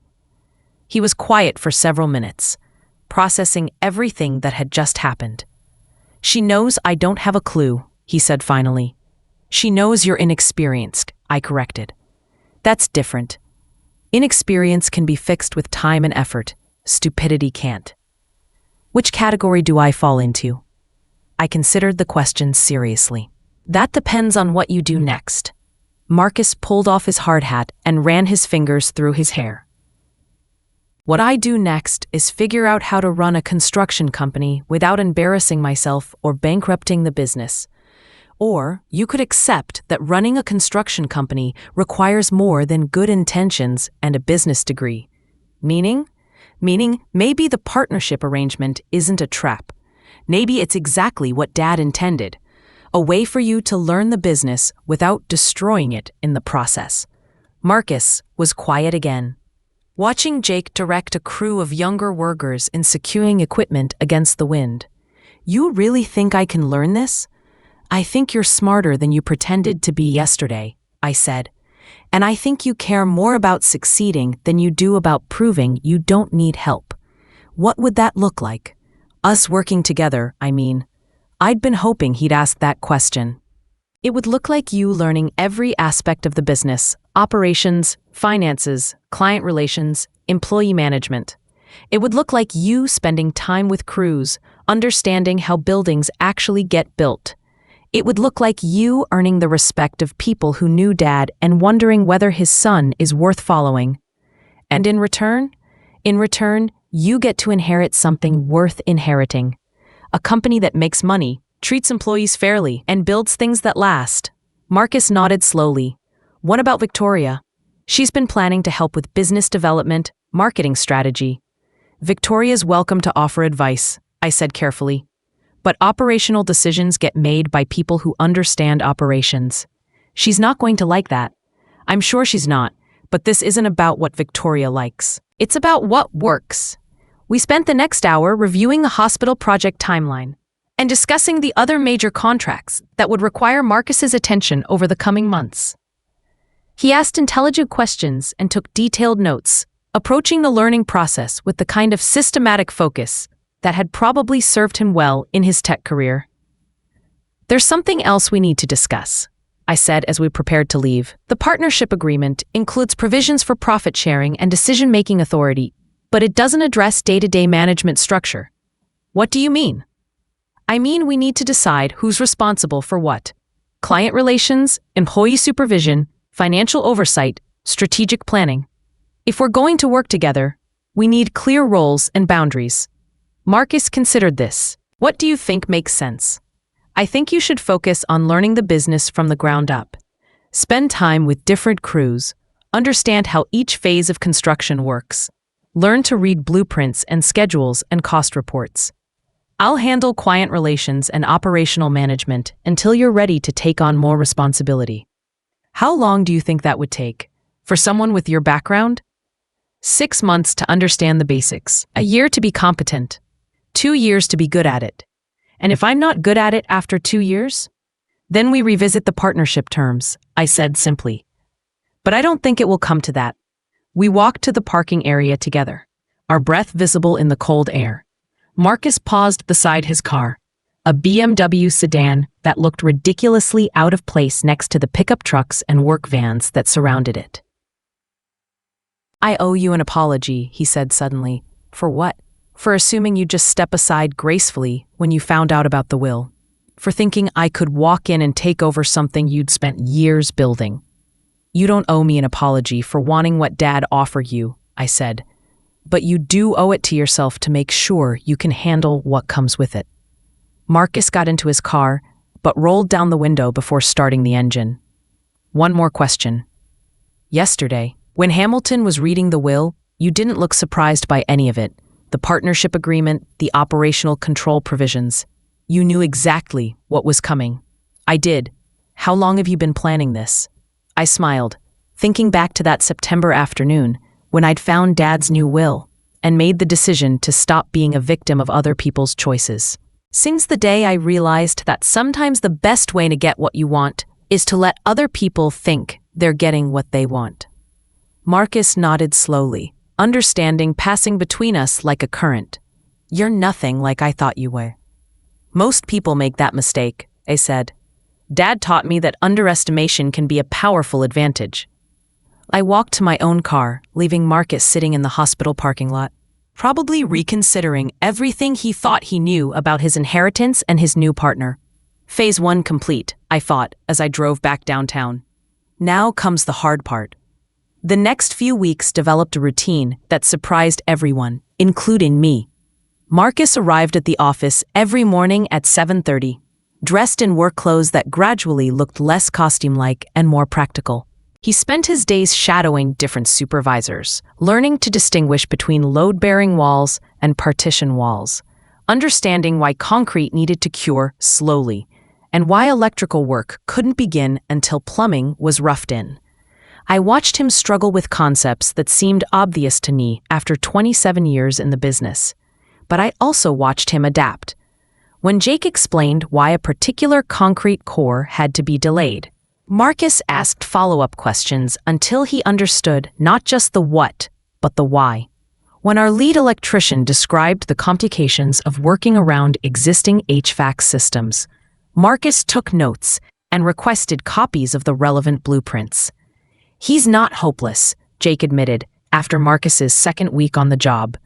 "Green as grass, but he listens when people talk." "That's more than some owners manage," I replied. "Still doesn't know enough to make real decisions, though. That's why the partnership agreement exists." The real test came when Patricia Hawkins called with concerns about the hospital project timeline. The weather had been particularly brutal, with temperatures staying below freezing for 10 consecutive days, and her concrete work was falling behind schedule. "We need to discuss acceleration options," Patricia said during our conference call. "The hospital board is getting nervous about the opening date." Marcus was sitting across from me in the conference room, notepad ready, following the conversation with the intense focus of someone who knew he was in over his head. "We can bring in additional heaters," I suggested. "Work some weekend shifts to make up the lost time." "What would that cost?" Patricia asked. I looked at Marcus, who consulted his notes. "Additional heaters would run about $8,000 for rental and fuel," he said. "Weekend labor costs would depend on how many shifts we're talking about." "2 weekends should do it," I said. "Maybe 3, if the weather doesn't improve." "So we're looking at what, 30,000 in additional costs?" Patricia asked. Marcus was calculating, his pen moving across the notepad. "Closer to 45,000, he said. "But that assumes union overtime rates and full crew deployment." Patricia was quiet for a moment. "That's more than I was hoping, but it's workable." "Can you guarantee we'll make up the lost time?" Marcus looked at me, and I nodded slightly. "Yes," he said. "We can guarantee it." After we hung up, Marcus leaned back in his chair. "Did I just commit us to something impossible?" "You committed us to something difficult," I said, "but not impossible." The key is making sure we have enough experienced people working those weekend shifts. Some of our newer guys aren't ready for cold weather pours. How do we ensure that? We talked to Jake. He knows which crews can handle it and which ones can't. Marcus made another note. "This is like learning a foreign language where every word has 17 different meanings." "You're getting better at it," I said, and was surprised to realize I meant it. The truth was, Marcus was exceeding my expectations. Not in terms of construction knowledge, that would take years to develop, but in terms of his willingness to acknowledge what he didn't know and defer to people who did. It was a humility I hadn't expected from someone who'd walked into the will reading with such obvious confidence. Victoria, on the other hand, was becoming a problem. She'd started showing up at the office unannounced, offering unsolicited advice about efficiency improvements and cost-cutting measures. Her suggestions were universally terrible. Hiring cheaper labor, using lower-grade materials, cutting safety protocols to save time. But she delivered them with the authority of someone who expected to be taken seriously. "I don't understand why you need so many supervisors on each project," she told Marcus during one of her impromptu visits. "In most businesses, you'd have one manager overseeing multiple teams. Construction isn't most businesses," I interjected before Marcus could respond. "Safety regulations require certain supervisor-to-worker ratios, and experienced supervisors prevent mistakes that cost more than their salaries." "I'm sure that's the conventional wisdom," Victoria replied, her tone suggesting that conventional wisdom was for people who lacked vision. "But sometimes you have to challenge assumptions to find efficiencies." Marcus was caught between us, trying to navigate family loyalty and business reality. "Maybe we could look at specific situations," he said diplomatically. "See if there are areas where we might streamline without compromising safety." It was a reasonable response, but Victoria interpreted it as support for her position. Over the next several days, she began presenting Marcus with detailed proposals for organizational changes that would have transformed our careful construction processes into industrial accidents waiting to happen. The crisis came when she suggested we could save money on the hospital project by using a different concrete supplier, one that offered prices 20% below our current vendor. "I've done the research," she told Marcus, spreading spreadsheets across the conference room table. "The savings would be substantial, and the specifications are nearly identical." "Nearly identical isn't the same as identical," I said, reviewing the supplier's documentation. "And this company doesn't have experience with medical facility construction." "Concrete is concrete," Victoria replied dismissively. "Medical concrete isn't the same as residential concrete," Marcus said, surprising both of us. "Different requirements for sterility, chemical resistance, vibration control." Victoria turned to stare at her son. "Since when do you know about concrete specifications?" "Since I started actually learning this business instead of trying to reinvent it," Marcus replied, his voice carrying an edge I hadn't heard before. The room fell silent. Victoria's face went through several expressions: surprise, hurt, anger, before settling into something cold and calculating. "I see. she said, gathering her papers with precise movements. I suppose my business experience isn't relevant here. Your business experience is valuable, Marcus said more gently, but it needs to be applied appropriately. Construction has unique requirements that you can't learn from spreadsheets. After Victoria left, Marcus and I sat in the quiet conference room, both processing what had just happened. That was well handled, I said finally. Was it? I feel like I just created a family crisis. You created a boundary, I corrected. Those are different things. Marcus was quiet for a moment, staring at the spreadsheets Victoria had left behind. She's been planning this for months, hasn't she? The business reorganization, the efficiency improvements. She sees this inheritance as her chance to finally run a company the way she thinks it should be run. Probably, I agreed, but this isn't her company to run. It's not entirely mine either, is it? The question hung in the air between us, loaded with implications about power and control and the delicate balance we'd been maintaining. That depends, I said carefully, on whether you want to learn to run a construction company or whether you want to let someone else run it for you. Marcus met my eyes directly. I want to learn, but I also want to understand what I'm walking into. Victoria's going to fight this decision. She's not going to give up on her plans just because I said no once. No, she's not. So what do? I thought about all the conversations I'd had with Dad over the years about managing difficult clients, unrealistic expectations, and people who confused confidence with competence. You do what Dad would have done, I said. You listen to advice, but you make decisions based on facts. You respect experience, but you don't let anyone, family included, pressure you into choices that could hurt the business. And if Victoria keeps pushing, then you'll learn another important lesson about running a family business, I said. Sometimes the most difficult personnel decisions involve people you love. The confrontation with Victoria came sooner than expected. She arrived at the office the next morning with Harold Westbrook, a business consultant who'd apparently been analyzing our operations from afar and had numerous recommendations for improvement. Harold has some fascinating insights about productivity optimization, Victoria announced, leading him into the conference room without invitation. I thought Marcus should hear his perspective. Harold was in his 50s, expensively dressed, with the kind of aggressive confidence that made me think of used car salesmen and pyramid scheme promoters. He'd brought charts and graphs and a PowerPoint presentation that promised to revolutionize our approach to construction management. The fundamental problem, Harold explained, clicking through slides that reduced our employees to bar graphs and pie charts, is that you're operating with outdated labor models. Too many supervisors, too much redundancy, too many workers standing around waiting for instructions. Marcus listened politely, occasionally asking questions that suggested he was actually considering Harold's recommendation. The potential savings are substantial, Victoria added, consulting her own spreadsheets. We could reduce payroll. What do you think? Victoria asked Marcus when Harold finished. Marcus was quiet for a long moment, studying the charts and graphs that made our operation look inefficient and overstaffed. It's interesting, he said finally, but I'd like to discuss it with the team before making any decisions.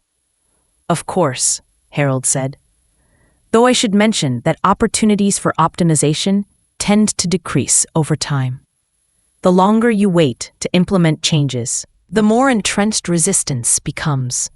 Entrenched resistance, like the kind that comes from people who've seen workers get hurt when safety protocols are ignored. After Victoria and Harold left, Marcus and I sat in the conference room, surrounded by their charts and proposals.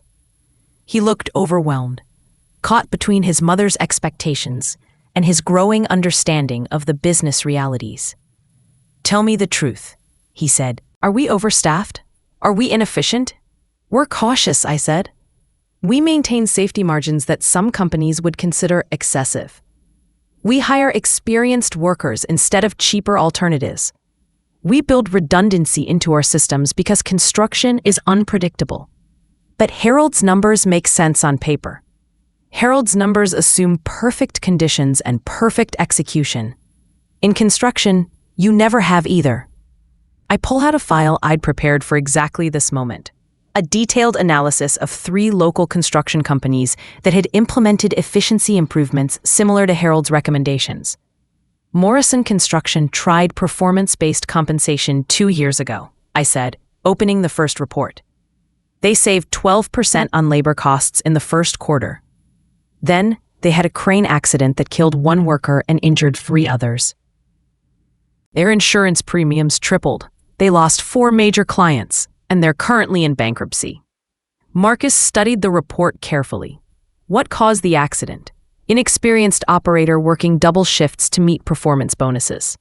The crane hadn't been properly maintained because that wasn't part of his incentive structure. I opened the second file. Patterson Holdings reduced supervisor ratios 18 months ago. They saved $30,000 on the Riverside Medical Center project. Then they had a concrete pour failure that required demolishing and rebuilding 2 floors. Total cost, $400,000, and an 8-month delay. What went wrong? Not enough experienced supervisors to catch a mistake in the rebar placement. The new guy thought he was following the blueprints correctly. The third file contained information about Westfield Construction, which had implemented just-in-time material delivery to reduce storage costs and improve cash flow. Westfield saved $60,000 in the first year, I said. Then they had a supplier delay that shut down 3 projects for 2 weeks. The penalty clauses cost them more than they'd saved. And they lost 2 long-term clients who couldn't afford schedule disruptions. Marcus closed the files and leaned back in his chair. So Harold's recommendations aren't necessarily wrong. They're just risky? They're not wrong for some businesses, I said. But construction is different. The margin for error is smaller because the consequences of mistakes are bigger. When a software company releases a buggy product, they can fix it with updates. When we build something wrong, people can die. And Victoria doesn't understand that. Victoria understands spreadsheets and profit margins. She doesn't understand why we pay Jake $28 an hour when we could hire someone for $18 an hour. Why do we? Because Jake prevents mistakes that cost more than the difference in wages. Because he's trained every supervisor we have under 40.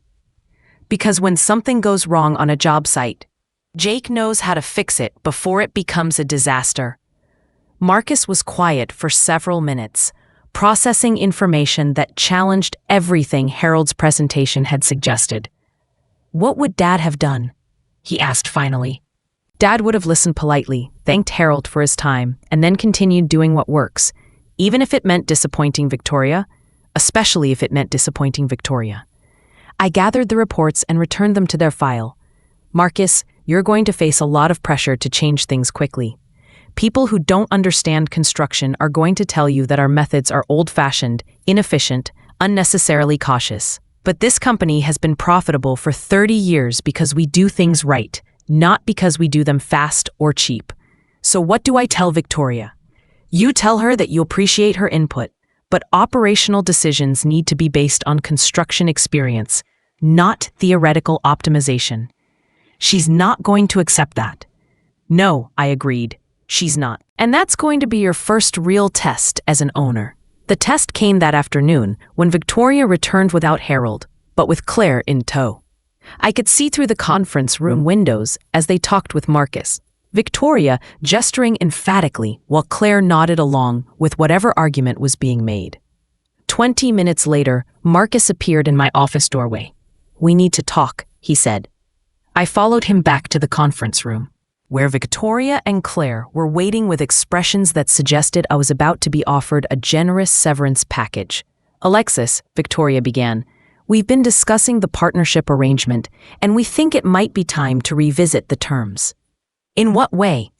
Harold's analysis suggests that operational control should rest with someone who has broader business experience. Marcus has been learning quickly, but he needs guidance from people who understand modern management principles. Modern management principles, like the ones that had destroyed Morrison Construction and bankrupted Patterson Holdings. I see, I said, taking a seat across from them. And you think Harold provides that guidance? I think Harold provides perspective, that complements your operational knowledge, Victoria replied. A balanced approach that considers both traditional methods and innovative solutions. Marcus was studying his hands, caught between family pressure and business reality. Claire was trying to look supportive, while clearly having no idea what the conversation was actually about. "What specific changes are you proposing?" I asked. Victoria consulted a document she'd prepared. "We're suggesting a modified partnership structure. You would retain operational oversight, but strategic decisions would be made by a management committee consisting of Marcus, myself, and Harold. A management committee, where my 27 years of experience would be outvoted by people who'd never poured concrete, or negotiated with union representatives, or explained to a worried client why safety protocols couldn't be compromised." "That's an interesting proposal," I said carefully, "but it would require modifying the partnership agreement, which would need approval from both partners." "I think it makes sense," Claire said quietly. "Victoria has so much business experience, and Harold's insights could be valuable." Claire, who'd spent 30 years as a homemaker and had no opinion about construction management until Victoria provided one. "What do you think, Marcus?" I asked.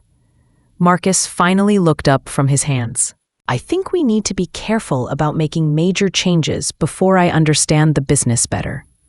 "But that's exactly why you need experienced advisors," Victoria insisted. "You can't learn everything through trial and error. You need people who can provide strategic perspective." "What I need," Marcus said, his voice gaining strength, "is to understand Morrison Construction saved money on labor costs and ended up in bankruptcy after a fatal accident. Patterson Holdings reduced supervision and lost $400,000 on a failed concrete pour. Westfield Construction optimized material delivery and paid more in penalties than they saved in storage costs." Victoria's face was growing pale as she realized her carefully planned coup was falling apart. "Those are isolated incidents," she said. "You can't make strategic decisions based on anecdotal evidence. Those are cautionary examples," Marcus corrected. "And they're exactly the kind of problems I want to avoid." The room fell silent, except for the distant sound of traffic and the hum of the heating system. Victoria was staring at her son, like he'd betrayed everything she'd worked for. Claire looked confused and uncomfortable. Marcus looked like he'd just discovered he had a backbone. "So you're rejecting our proposal?" Victoria asked finally. "I'm postponing any structural changes until I have enough experience to evaluate them properly," Marcus replied, "which means at least 6 months, probably longer." Victoria gathered her papers with sharp, angry movements. "I see. Well, I suppose you know what you're doing." "No," Marcus said quietly, "I don't. But I'm learning from people who do." After Victoria and Claire left, Marcus and I sat in the empty conference room, both processing what had just happened. "That went better than I expected," I said. "Did it? I feel like I just declared war on my own mother." "You declared independence from your mother's expectations. That's different." Marcus was quiet for a moment. "She's not going to give up, is she?" "Probably not. But you've established that you're making the decisions, not her. That's the most important thing. What happens next?" "Next, you keep learning the business. You earn the respect of the employees. You prove to clients that the company is in good hands. And eventually, Victoria will either accept your authority or find somewhere else to invest her energy." Marcus nodded slowly. "And if she doesn't accept it? Then you'll learn another lesson about family businesses," I said. "Sometimes the people who love you the most are the ones who understand you the least." 2 months later, the transformation was remarkable to watch. Marcus arrived every morning before 7, dressed in work clothes that actually looked like they belonged on him. He'd learned to read blueprints with reasonable competence, understood the basics of scheduling and cost control, and could hold his own in conversations with subcontractors and suppliers. More importantly, he'd earned the grudging respect of our employees. "Kid's not afraid to get his hands dirty," Jake admitted after Marcus had spent a morning helping to troubleshoot a foundation drainage problem. Still doesn't know enough to make real decisions, but he's trying to learn instead of pretending he already knows everything. The respect was mutual. Marcus had developed genuine appreciation for the skill and experience of people like Jake, understanding that construction knowledge couldn't be learned from books or seminars. He asked thoughtful questions, listened carefully to answers, and never made the mistake of confusing education with intelligence. The Riverside Hospital project was completed on time and under budget, with Patricia Hawkins delivering the kind of praise that contractors treasured. "Your father would be proud," she told Marcus at the completion ceremony. "This is exactly the kind of work that made Brennan Construction's reputation." "Alexis deserves most of the credit," Marcus replied. "I'm still learning." "But you're learning the right things from the right people," Patricia said. "That shows good judgment." The success had brought new opportunities. 2 hospital systems had requested bids for expansion projects. The city was considering us for a new library construction, and several residential developers had approached us about partnership opportunities. "We're going to need more crews," I told Marcus during our weekly planning meeting. "If even half these projects come through, we'll be at capacity for the next 2 years." "What does expansion look like?" Marcus asked, studying the project timeline I'd prepared. "Carefully managed," I said. "We hire experienced supervisors first, then build crews around them. We upgrade equipment gradually, maintain quality standards, and never take on more work than we can handle properly." "How long would that take?" "A year to expand safely. 2 years to establish the new capacity permanently." Marcus was making notes in the precise handwriting he'd developed for tracking construction details. "What about financing? Equipment purchases, payroll expansion, insurance adjustments?" "The bank will work with us," I said. "We have 30 years of payment history and a solid reputation. But we'll need to be strategic about cash flow management." It was exactly the kind of conversation I'd once imagined having with Dad. 2 partners discussing the future of a business they both cared about.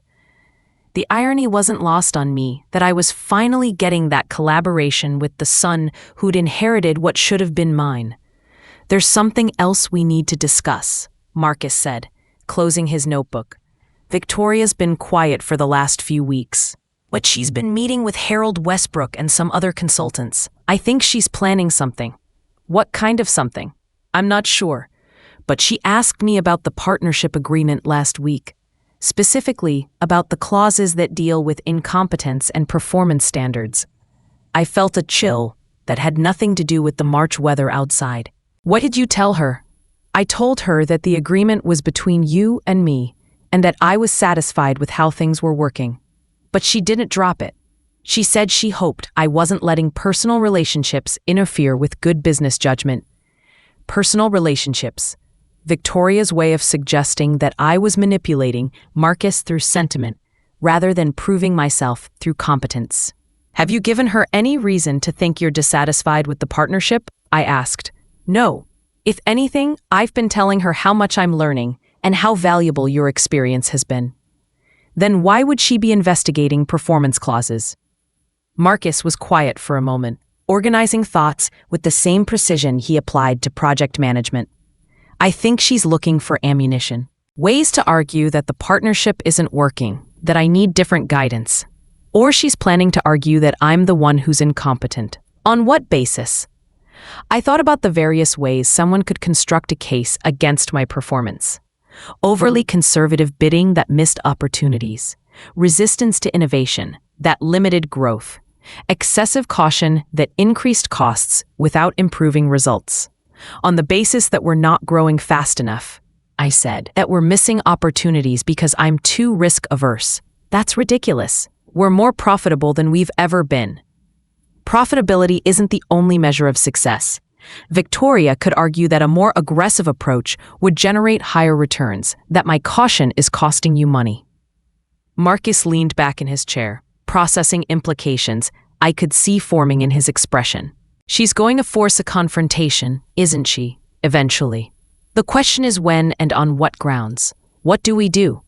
We document everything. Every decision, every project outcome, every client interaction. We build a record that demonstrates competence and success. And if that's not enough? I met his eyes directly. Then we find out whether you really want to run this company, or whether you want Victoria to run it for you. The confrontation came 3 days later, delivered with the precision of a military operation. Victoria arrived at the office with Harold Westbrook, a corporate attorney named Sandra Mills, and a folder thick with documents and analysis. "We need to have a serious conversation," Victoria announced, settling into the conference room like she owned it. About the future direction of this company, Marcus and I exchanged glances as we took our seats across from the assembled intervention team. "What specific concerns do you have?" Marcus asked. Sandra Mills, the attorney, opened her briefcase and extracted a bound report. "We've conducted an independent analysis of company performance over the last 6 months," she said. "There are some troubling patterns, such as conservative bidding that's resulted in missed opportunities," Harold said, consulting his own notes. "Resistance to efficiency improvements that could increase profitability.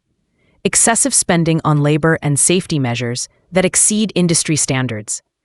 "Industry standards are minimums," I said. "We exceed them because it reduces accidents, improves quality, and maintains our reputation." "At a cost," Sandra replied. "Our analysis suggests that more aggressive bidding and streamlined operations could increase profit margins by 20 to 30%. Victoria leaned forward. "Marcus, you're leaving money on the table because you're following outdated business models." "What outdated business models?" Marcus asked. Harold consulted his presentation materials. "Risk-averse bidding strategies, excessive redundancy in supervision and safety protocols, reluctance to embrace technology solutions that could reduce labor costs." "We're not reluctant to embrace appropriate technology," I said, "but construction isn't software development. You can't debug a collapsed building." "That's exactly the kind of thinking that limits growth," Victoria said. "You're so focused on avoiding problems that you're missing opportunities." Sandra Mills opened the bound report to a page marked with yellow tabs. "The partnership agreement includes specific performance standards," she said, "including provisions for management changes if either partner fails to meet reasonable business objectives." There it was, the legal framework for forcing me out of operational control. "What performance standards do you think I'm failing to meet?" I asked. "Growth targets," Harold said. "Market expansion, profit optimization, innovation adoption. None of those things are specified in the partnership agreement," Marcus said quietly. "They're implied by standard business practices," Sandra replied. "Partners have fiduciary responsibilities to maximize value and pursue reasonable opportunities." "And you think I'm not meeting those responsibilities?" "We think you're prioritizing caution over growth," Victoria said. "Which is understandable given your background, but not necessarily in Marcus's best interests." The room fell silent except for the sound of papers rustling as Sandra organized her materials. This was the moment I'd been preparing for since September, the confrontation where family pressure and business reality would collide. "What specific changes are you proposing?" Marcus asked. Victoria smiled, clearly confident she'd maneuvered him into accepting her position. "We're proposing a management restructuring that would give Harold operational oversight while allowing Alexis to focus on her areas of expertise, which are client relations, project supervision, the day-to-day details that require her experience." Day-to-day details. While Harold made the real decisions about bidding, expansion, and strategic direction. Essentially, Sandra explained, we'd be modifying the partnership to reflect a more traditional corporate structure. Marcus as CEO, Harold as COO, Alexis as Senior Project Manager. "What about the partnership agreement?" Marcus asked. "Partnership agreements can be modified by mutual consent," Sandra said, "or through legal action if one partner is demonstrably harming the other's interests." Legal action. The threat was clear. Accept the restructuring voluntarily or face a court battle that could destroy the company regardless of who won. I looked at Marcus, trying to read his expression as he processed everything that had been presented. This was the test I'd been expecting. The moment when he'd have to choose between family pressure and business judgment. I need time to consider this, Marcus said finally. Of course, Victoria replied. But we should move quickly. Every day we delay implementing improvements is a day of lost opportunity. After they left, Marcus and I sat in the conference room, surrounded by the reports and proposals they'd left behind. He looked exhausted, caught between competing loyalties and conflicting advice. What do you think? He asked. I think they've built a convincing case for someone who doesn't understand construction, I said. Their numbers look goo. I think they've built a convincing case for someone who doesn't understand construction, I said. Their numbers look good on paper because they ignore everything that makes construction different from other businesses. But what if they're right? What if I am leaving money on the table? You probably are, I said, surprising him. We could bid more aggressively, cut safety margins, reduce supervision, use cheaper materials. We could probably increase profit margins by 20%, just like they suggested. Then why don't we? Because 20% higher margins don't matter if you're not in business next year. I pulled out my phone and scrolled to a news article I'd bookmarked. Remember Patterson Holdings? The company that tried Harold's efficiency improvements? They just announced they're closing their construction division. 3 major lawsuits, insurance companies dropping coverage, clients refusing to work with them. Marcus read the article carefully. They were one of our biggest competitors. They were. Now they're gone, and their former clients are looking for new contractors. Because they prioritized profits over safety? Because they confused cutting costs with improving efficiency. Marcus was quiet for several minutes, studying Victoria's proposal and comparing it to the news about Patterson Holdings. What would Dad have done? He asked finally. Dad would have told Victoria to mind her own business and let the people who understand construction make construction decisions. Even if it meant family conflict. Especially if it meant family conflict. Dad never let personal relationships interfere with business judgment. Marcus closed the proposal folder and pushed it aside. Then, I guess I know what I need to do. Which is? Tell Victoria that I appreciate her concern, but I'm satisfied with how the partnership is working. And if she threatens legal action, then we'll deal with that when it happens. But I'm not going to restructure a successful business because of theoretical profit optimization. I felt something I hadn't experienced since finding Dad's new will, genuine relief mixed with surprised respect. Marcus had passed the test, choosing business reality over family pressure. There's something else you should know, I said.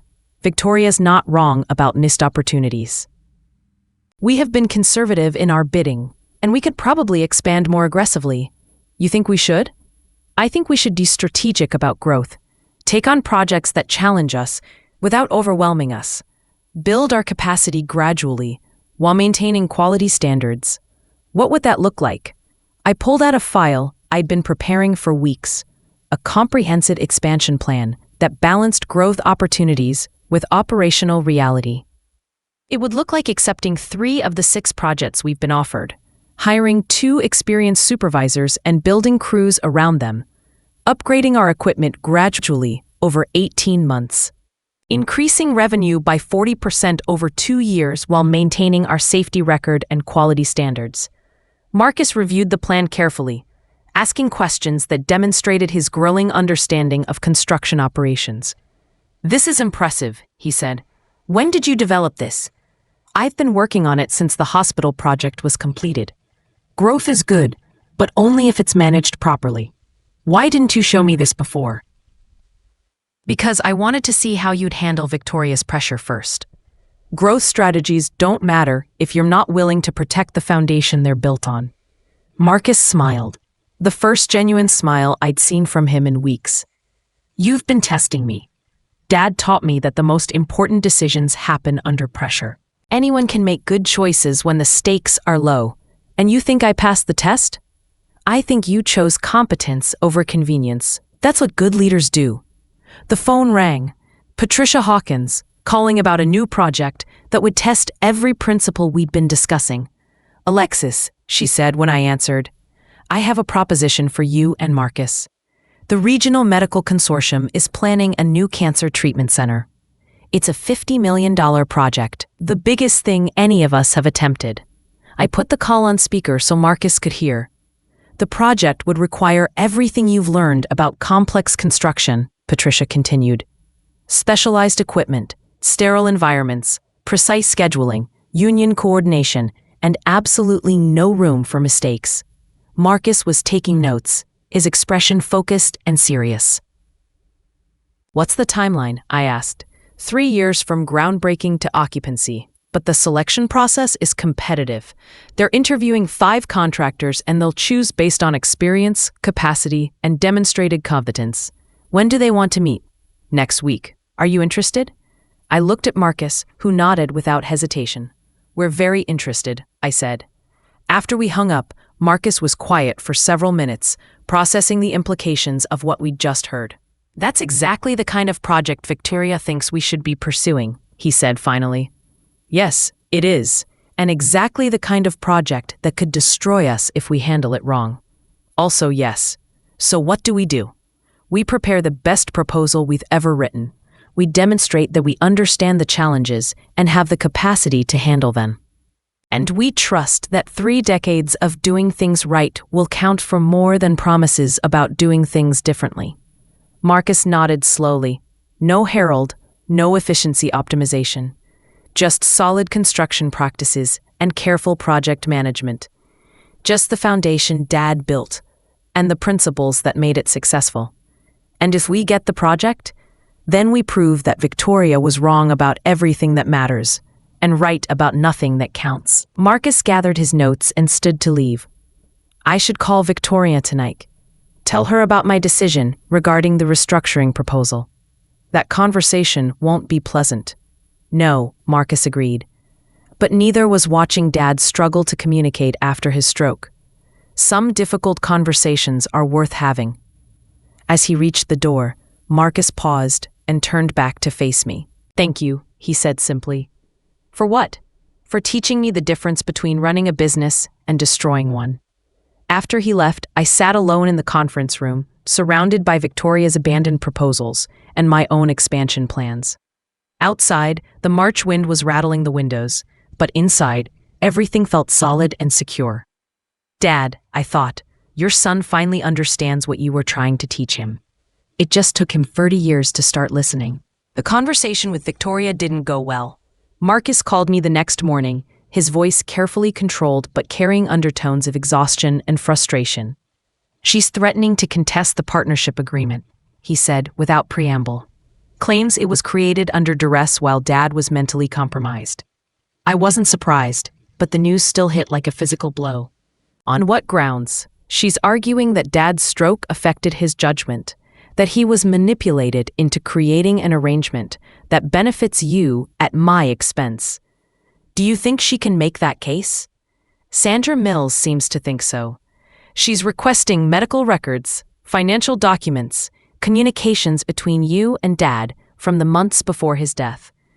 I thought about the careful documentation Harrison and I had maintained, the witnesses to Dad's competence, the multiple safeguards we'd built into the partnership creation process. They can request all the documents they want, I said. Everything was done properly, with multiple witnesses and independent legal review. Victoria knows that, but she's also betting that I won't want to put the family through a prolonged legal battle. Will you? Marcus was quiet for several seconds. That depends on whether you think we can win. I think we can prove that Dad was competent when he made his decisions and that the partnership serves legitimate business purposes. But litigation is expensive, time-consuming, and unpredictable. Even if we win, the process could damage the company's reputation and distract us from actual business operations. So what do you recommend? I'd been expecting this question since Victoria's first threat, and I'd already decided on my answer. I recommend we give her exactly what she's asking for. What do you mean? I mean we modify the partnership agreement. We restructure operational control. We implement the changes she wants. Marcus was silent for so long I wondered if the call had dropped. Alexis, he said finally, are you feeling okay?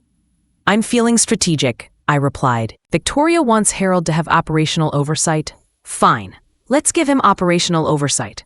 I don't understand. Victoria thinks the partnership agreement is the only thing standing between Harold and complete control of the company. She thinks if we eliminate my operational authority, Harold can implement his efficiency improvements and transformation strategies. And you're willing to accept that? I'm willing to let Victoria discover what happens when someone with no construction experience tries to run a construction company. The silence on the other end of the call stretched long enough for me to wonder if I'd miscalculated Marcus's willingness to trust my judgment. That's a hell of a gamble, he said finally. It's not a gamble if you understand the construction business. Harold's strategies will fail within 6 months, probably sooner. And when they do, Victoria will be begging us to return to the methods she's currently trying to eliminate. What if I'm wrong? What if Harold actually succeeds? Then you'll have learned something valuable about business innovation, and I'll have learned something valuable about my own limitations. And what if the company fails completely? Then it fails under Harold's management, not ours, which means Victoria can't blame the partnership for destroying something she wanted to improve. Marcus was processing the implications, and I could almost hear him working through the chess moves in his head. How would this work practically? He asked. We modify the partnership to give Harold operational control for 1 year. I become senior project manager, reporting to him but retaining authority over client relationships and project supervision. You remain CEO with final approval over major financial decisions. And after 1 year? After 1 year, we evaluate Harold's performance against objective measures: profitability, client satisfaction, employee retention, safety records, project completion rates. And if he fails those measures, then the partnership reverts to its original structure, and Victoria loses any claim that my management was the problem. Marcus was quiet again, thinking through scenarios and consequences. What about the cancer treatment center project? He asked. What about it? If Harold's in charge of operations, he'll be responsible for that proposal. Yes, he will. Which means he'll have the opportunity to prove his theories work on the most challenging project we've ever attempted. Or he'll have the opportunity to destroy our reputation on the most visible project we've ever attempted. That's the risk Victoria wants us to take. I'm suggesting we let her take it. After we hung up, I spent the morning reviewing the cancer treatment center specifications and requirements. It was exactly the kind of project that would test every aspect of Harold's business theories: complex scheduling, specialized construction techniques, union coordination, safety protocols, and client management that demanded both technical expertise and relationship skills. If Harold succeeded, he'd prove that modern business methods could improve traditional construction practices. If he failed, he'd demonstrate why construction companies needed construction expertise. Either way, the question of operational control would be settled definitively. I called Harrison Wells and explained the situation.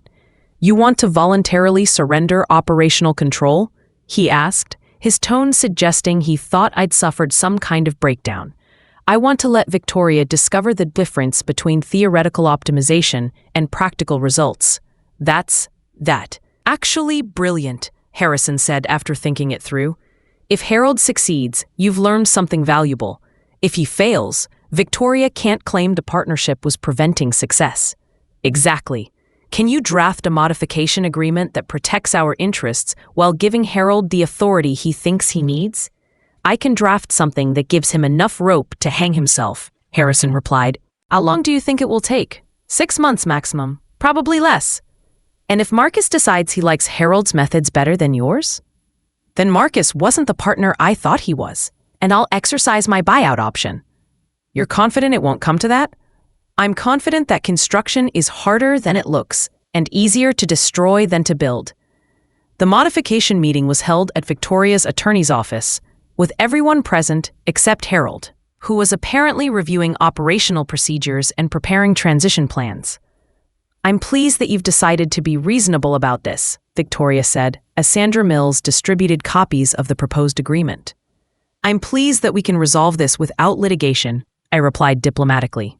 The modified partnership granted Harold operational authority over scheduling, budgeting, personnel decisions, and project management, while maintaining my responsibility for client relations and technical supervision.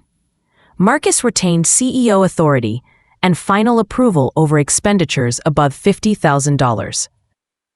This gives Harold the freedom to implement efficiency improvements without interference, Sandra explained, while preserving your expertise in areas where experience is essential. How long does this arrangement last? Marcus asked. 1 year, Victoria said, with automatic renewal if performance targets are met. What performance targets?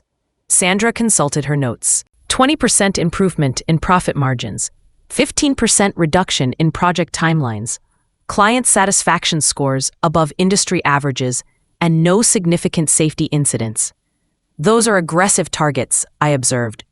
They're achievable targets for someone with modern management skills, Victoria replied. I signed the modification agreement with the satisfaction of someone who just set a trap that would spring itself.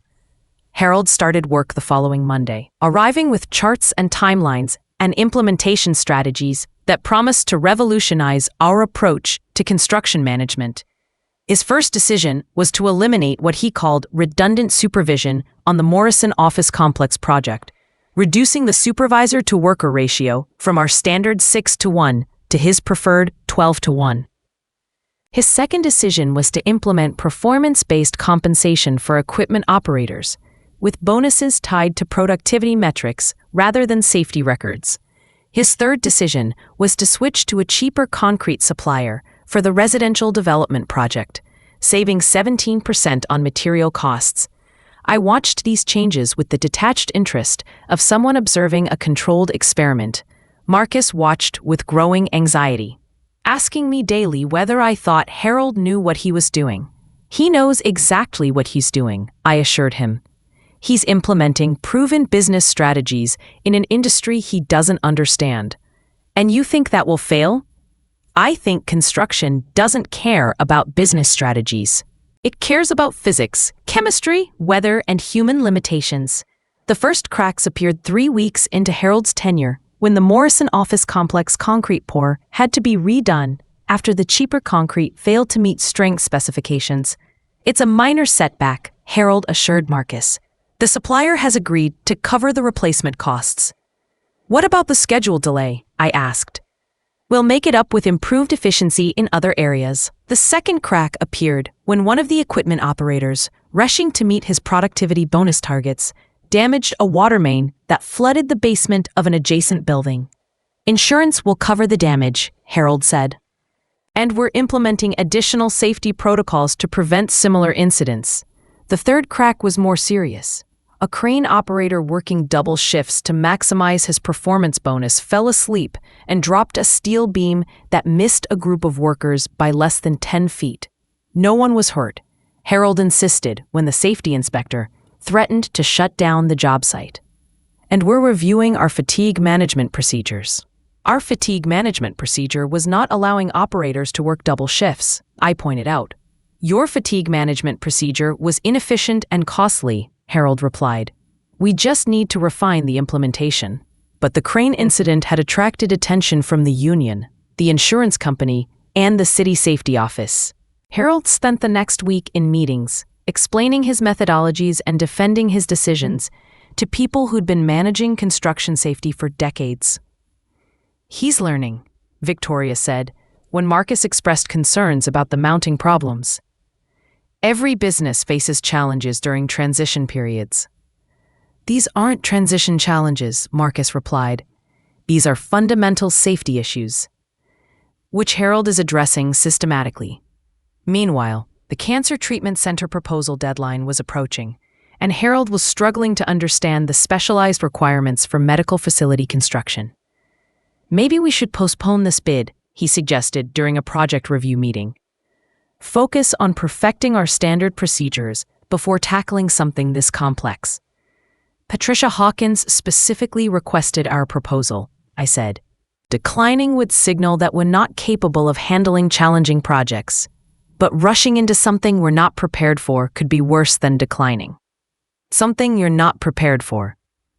3 months ago, Harold had been confident that construction was just another business that could be optimized through modern management techniques. Now, he was discovering that expertise couldn't be downloaded from spreadsheets. "What do you recommend?" Marcus asked. Harold consulted his notes, looking for guidance that wasn't there. "I recommend we submit a conservative proposal that emphasizes our traditional strengths rather than innovative approaches." Traditional strengths, like the operational methods he'd been trying to eliminate for the past month. I excused myself from the meeting and walked to the parking lot, where I called Patricia Hawkins on my personal cell phone. "Patricia, it's Alexis. I have a question about the Cancer Center project. What can I help you with? Would it be possible to delay our proposal meeting by 2 weeks? We're dealing with some internal organizational changes that might affect our presentation. Is everything all right with your company?" "Everything's fine. We're just making sure we put our best foot forward on a project this important." "I can give you 2 weeks," Patricia said. "But after that, we need to move forward with the selection process." 2 weeks. Enough time for Harold's methods to produce results, or reveal their limitations. Enough time for Marcus to see the difference between theoretical efficiency and practical competence. Enough time for Victoria to discover what she'd really been asking for. The collapse happened faster than even I had anticipated. Harold's efficiency improvements had created a cascade of problems that compounded with each passing day. The concrete supplier he'd chosen to save money had delivered another batch of substandard material, forcing us to delay 2 projects while we sourced replacement concrete at premium prices. The performance-based compensation system had led to 3 separate safety violations, as workers took shortcuts to maximize their bonuses. The reduced supervision ratios meant that problems went unnoticed until they became expensive emergencies. But the crisis that broke Harold's confidence came from an unexpected source: the weather.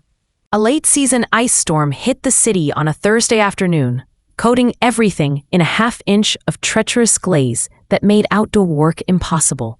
Under our traditional procedures, we would have shut down job sites immediately and waited for conditions to improve.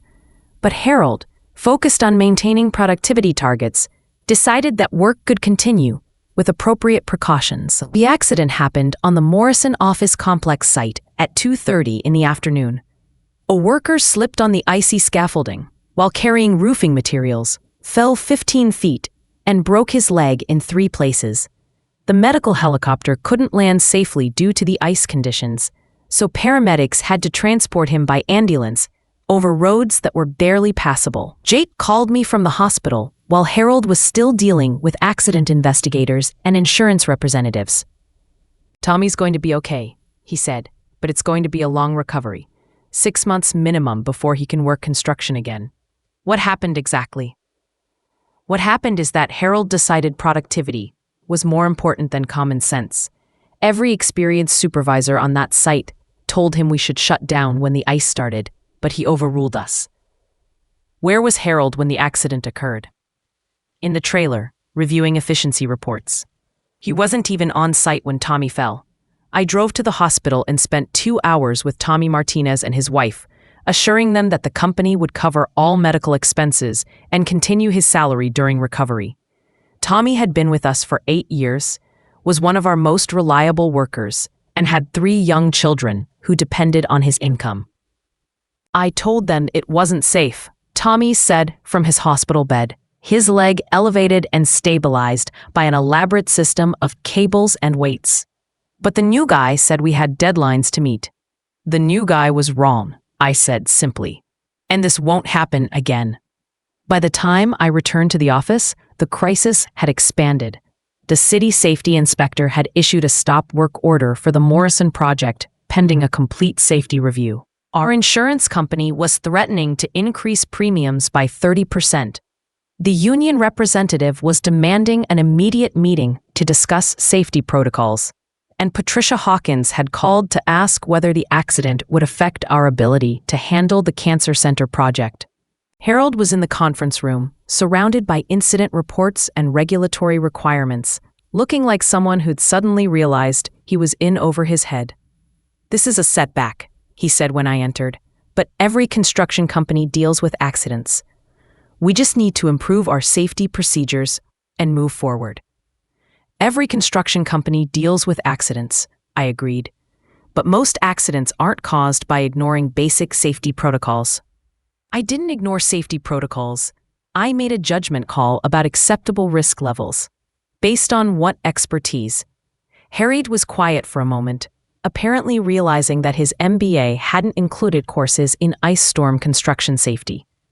Based on productivity requirements and schedule commitments, he said finally. And how did that work out? Marcus appeared in the doorway, his expression grim. Alexis, can I see you privately? We went to his office, where he closed the door and sat heavily behind his desk. Victoria's on her way over, he said. She wants to discuss crisis management and damage control. What kind of damage control? The kind that involves blaming the accident on transitional confusion and inadequate safety training. Is that what Harold told her? Harold told her that the accident was an unfortunate result of weather conditions and worker error. He didn't mention that every supervisor on site had recommended shutting down operations. I sat across from Marcus, noting the exhaustion in his face and the stack of incident reports on his desk. What do you want to do? I asked. I want to fire Harold and pretend the last month never happened. You can't fire Harold. The partnership modification gives him operational authority for 1 year. Then I want to override his authority and return to our previous safety protocols. You can do that. But Victoria will argue that you're undermining the efficiency improvements before they have time to work. Marcus leaned back in his chair and stared at the ceiling. Tommy Martinez has 3 kids and a mortgage. He's going to be out of work for 6 months because someone who's never worked construction thought he knew better than people with 20 years of experience. Yes. And if we'd handled this the traditional way, shutting down when conditions became unsafe, Tommy would be home with his family tonight instead of lying in a hospital bed. Yes. So why are we still pretending that Harold's methods are worth trying? Before I could answer, Victoria arrived with Sandra Mills and Harold's entire consulting team, ready to implement whatever crisis management strategy they'd devised during the drive over. We need to control the narrative, Victoria announced, settling into the conference room like a general preparing for battle. Frame this as an isolated incident rather than a systemic problem. It is a systemic problem, Marcus said quietly. It's a learning experience, Victoria corrected. Harold's implementing improvements that require adjustment periods. Every business faces challenges during transitions. Tommy Martinez isn't a transition challenge, Marcus replied. He's a human being who got hurt because we prioritize schedules over safety. Sandra Mills consulted her notes. From a legal perspective, we need to demonstrate that the company followed appropriate protocols and that the incident resulted from unforeseeable circumstances. The circumstances were entirely foreseeable, I said. Every experienced supervisor on that site predicted exactly what would happen if we continued working in ice conditions. But Harold made a reasonable judgment call based on the information available to him, one of the consultants offered. Harold made an inexperienced judgment call that ignored information provided by people who actually understand construction safety. The room fell silent, except for the sound of papers rustling as Sandra organized her damage control materials. I think, Marcus said slowly, that we need to acknowledge some hard truths about this situation. What truths? Victoria asked. The truth that Harold doesn't have enough construction experience to make safety decisions. The truth that efficiency improvements don't matter if they lead to worker injuries. The truth that some business practices don't translate to construction operations. Victoria's face was growing paler with each word. Marcus, you can't let one accident undermine months of strategic planning. I can't let strategic planning undermine basic safety principles. But the partnership modification gives Harold operational authority. You can't just override his decisions without cause. I think a worker injury caused by ignoring safety recommendations constitutes cause. Sandra Mills leaned forward.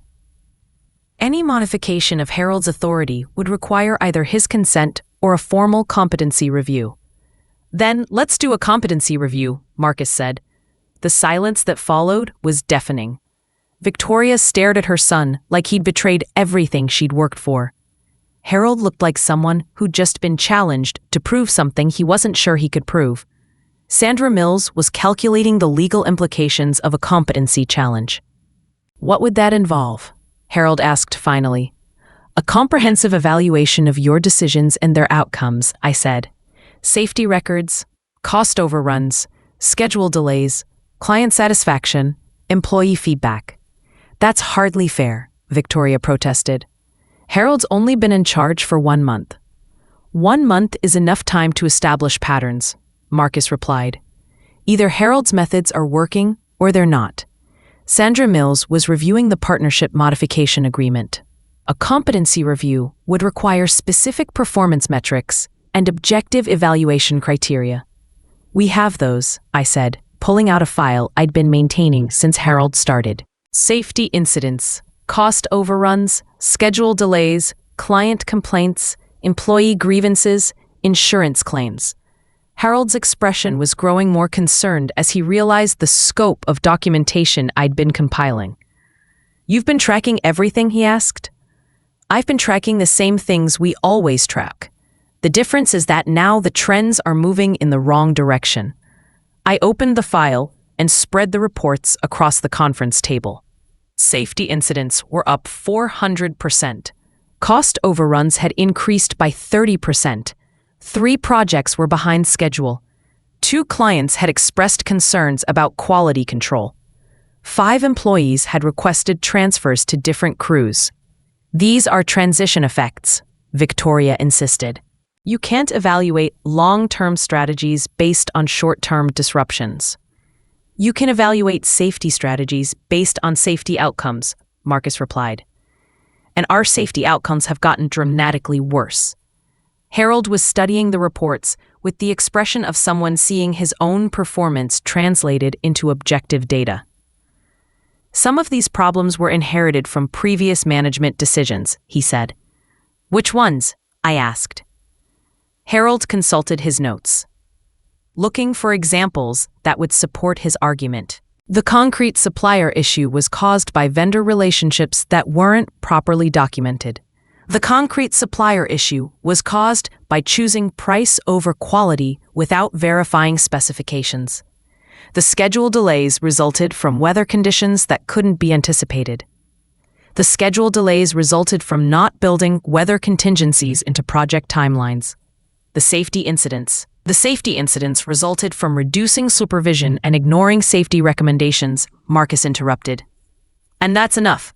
Victoria was staring at her son with an expression I couldn't quite read. Disappointment, anger, and something that might have been respect. You're making a mistake, she said quietly. I'm correcting a mistake, Marcus replied. One that could have cost Tommy Martinez his life instead of just his leg. Harold gathered his materials with the careful dignity of someone who'd just been defeated by reality. I'll submit my resignation, he said, effective immediately. You don't need to resign, Marcus said. But I am suspending your operational authority pending a complete safety review. After they left, Marcus and I sat alone in the conference room, surrounded by the evidence of Harold's failed experiment. Well, Marcus said finally, that went better than I expected. Did it? Victoria didn't threaten to sue us. Harold didn't argue about the competency review, and nobody mentioned contesting the partnership agreement. Because they know they lost, I said. The data doesn't lie, and the outcomes speak for themselves. Marcus was quiet for a moment, processing everything that had happened over the past month. I owe you an apology, he said. For what? For doubting your methods. For thinking that business school theories could improve 30 years of construction experience. For letting Victoria convince me that efficiency was more important than safety. You don't owe me an apology for being willing to try new approaches. That's what good leaders do. Good leaders also know when to admit they're wrong. Yes, I agreed, they do. Marcus stood and walked to the window, looking out at the construction yard where our equipment sat, covered by tarps and ice from the storm that had changed everything. "So what happens now?" he asked. "Now, we return to the safety protocols that kept our people safe for 30 years. We complete our current projects properly and on time, and we submit the best cancer center proposal we've ever written." "Using traditional methods?" "Using methods that work," I corrected, "which sometimes look traditional to people who don't understand why they work." Marcus turned back to face me. "And Victoria?" "Victoria will adjust to reality, or she'll find somewhere else to invest her energy. But she won't be making operational decisions for this company." "How can you be so sure?" "Because," I said, "she just learned the difference between running a business and understanding a business. And that's a lesson that tends to stick." 1 month later, the Cancer Treatment Center proposal meeting was scheduled for 10 o'clock on a Thursday morning that dawned clear and unseasonably warm for April. Marcus and I arrived at the medical consortium offices with a presentation that represented everything we'd learned about our own company over the past 6 months. Patricia Hawkins was waiting with 4 other consortium members, 2 administrators, a construction manager, and a physician who would be working in the completed facility. They'd reviewed proposals from 5 contractors, and today's meeting would determine which company received the most important project of our careers. "Before we begin," Patricia said, settling into her chair at the head of the conference table, "I want to address the elephant in the room. We're aware of the recent safety incident at your Morrison project, and we need to understand how that affects your ability to handle a project of this complexity." Marcus nodded, clearly having expected this question. "The accident was the result of operational decisions that didn't reflect our company's traditional safety standards. We've returned to the protocols that gave us the best safety record in the city for 15 consecutive years." "What operational decisions?" the construction manager asked. "We temporarily implemented efficiency improvements that reduced supervision and prioritized productivity over safety protocols. The accident was a direct result of those changes." "And you've reversed those changes?" "Completely. We've returned to the supervision ratios, safety procedures, and decision-making processes that made our reputation." Patricia consulted her notes. "Your proposal emphasizes traditional construction methods rather than innovative approaches. Some of the other contractors have suggested more aggressive timelines and cost-saving technologies. Our timeline reflects the complexity of medical facility construction," I said. "Sterile environments, specialized equipment installation, and coordination with multiple medical systems require careful scheduling and experienced supervision. Other contractors think they can do it faster." "Other contractors might be right," Marcus admitted, "but we'd rather under-promise and over-deliver than make commitments we can't keep." The physician leaned forward. "This facility will be treating cancer patients who can't afford schedule delays or construction problems. Their lives literally depend on us getting this right, which is why we're proposing methods that prioritize reliability over speed," I replied. For the next hour, we walked through every aspect of our proposal: timeline, budget, safety protocols, quality control, subcontractor management, and contingency planning. The consortium members asked detailed questions about our experience with medical facilities, our approach to sterile construction, and our procedures for coordinating with ongoing hospital operations. "Your proposal is more expensive than some of the others," the construction manager observed. "Our proposal includes contingencies that others might be excluding," Marcus replied. "Medical facility construction requires specialized materials, equipment, and procedures. Cutting costs in those areas creates risks that aren't worth taking." "What kind of risks?" "Contamination during construction that affects patient care, equipment installation problems that delay facility opening, schedule delays that cascade through the entire medical center operations." Patricia was studying our timeline with the attention of someone who understood the complexities we were addressing. "Your schedule includes weather delays, permit processing time, and inspection contingencies," she said. "That's more conservative than other proposals." "It's more realistic," I corrected.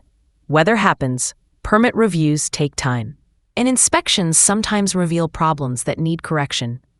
Building those contingencies into the schedule means patients get their treatment center when promised, not when everything goes perfectly.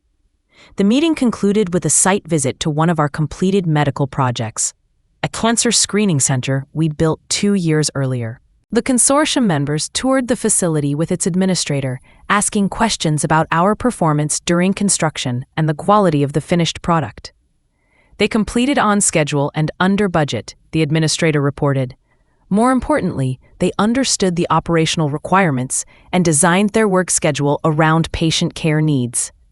How so? The physician asked. They scheduled concrete pours and heavy equipment operations during night shifts, so noise didn't affect patients during daytime treatments. They established separate entrances for construction workers and patients. They coordinated with our infection control team to ensure that construction activities didn't compromise sterile environments. Those are exactly the kinds of considerations this project will require, Patricia said, clearly impressed. After the site visit, Marcus and I drove back to the office in comfortable silence, both processing the morning's presentation and trying to gauge our chances of winning the project. "How do you think we did?" Marcus asked as we pulled into the parking lot. "I think we presented exactly who we are," I said. "A construction company that understands the difference between building fast and building right." And if the consortium chooses someone who promises to build faster and cheaper, then they'll learn the same lesson Victoria learned. But I don't think they will. Why not? Because Patricia Hawkins has been managing construction projects for 30 years. She knows the difference between realistic proposals and wishful thinking. We were right. Patricia called that afternoon with news that the consortium had selected Brennan Construction for the Cancer Treatment Center project. "Your proposal wasn't the cheapest or the fastest," she said, "but it was the most credible. The consortium wants a contractor they can trust to deliver what they promise." "You won't be disappointed," Marcus assured her. "I know we won't. That's why we chose you." After we hung up, Marcus and I sat in his office, both processing the magnitude of what we'd just undertaken. $50 million, 3 years, the most complex project either of us had ever managed. "Are you ready for this?" Marcus asked. "Are you?" Marcus smiled, the confident expression of someone who'd learned to trust his own judgment and the people around him. 6 months ago, I inherited a company I didn't understand and tried to run it with methods that didn't work. Today, we just won the biggest project in our history using principles I'm finally starting to understand. Which principles? That expertise matters more than innovation. That trust is more valuable than efficiency. That doing things right is more important than doing things fast. Those are the principles Dad built this company on, and the principles you preserved when I almost destroyed them. I looked out the window at the construction yard, where crews were preparing equipment for the next day's work. Everything looked normal. Workers checking tools, supervisors reviewing schedules, the daily rhythm of a business that had found its footing again. "There's something I need to tell you," I said. "What's that?" When I found Dad's new will in September, I was angry, hurt. I felt like everything I'd worked for had been taken away by someone who didn't deserve it. Marcus nodded. I would have felt the same way. But I was also terrified. Terrified that you'd destroy something Dad and I had spent decades building. Terrified that his legacy would become a cautionary tale about family businesses that fail when founders die. And now I think Dad knew exactly what he was doing. He gave you the company because you needed to learn what it meant to earn it. And he structured the partnership because he knew I needed to learn what it meant to teach it. Marcus was quiet for a moment, processing the implications of what I'd said. "You think he planned this? The will, the partnership, everything that happened?" I think Dad understood both of us better than we understood ourselves. He knew you'd need to fail before you could succeed, and he knew I'd need to let go of control before I could really lead. So, the partnership wasn't about protecting the company from me. The partnership was about giving both of us what we needed to become better than we were separately. Marcus leaned back in his chair, a slow smile spreading across his face. That devious old man. That brilliant old man, I corrected. We spent the next hour planning the Cancer Center project timeline and discussing the organizational changes we'd need to handle a project of that scope. We would need to hire additional supervisors, upgrade equipment, and establish new quality control procedures. But for the first time since Dad's death, we were planning growth, based on opportunity rather than reaction to crisis. Victoria called that evening, her voice carefully neutral. Congratulations. Thank you. I also understand that you'll be returning to your previous operational role. The partnership modification was temporary, I said diplomatically. We're returning to the structure that works best for our company. Victoria was quiet for a moment. I owe you an apology, Alexis. I thought I understood what this business needed, but I was wrong about almost everything. The admission surprised me. Victoria had never been someone who acknowledged mistakes easily. You weren't wrong about everything, I said. You were right that we needed to consider growth opportunities and challenge our assumptions. You just underestimated how different construction is from other businesses. Harold certainly underestimated it. Harold's a smart man who made the mistake of thinking intelligence could substitute for experience. It's a common error. What happens to him now? Harold's starting a consulting practice that focuses on businesses where his methods actually work. He'll probably be very successful helping companies that don't build things.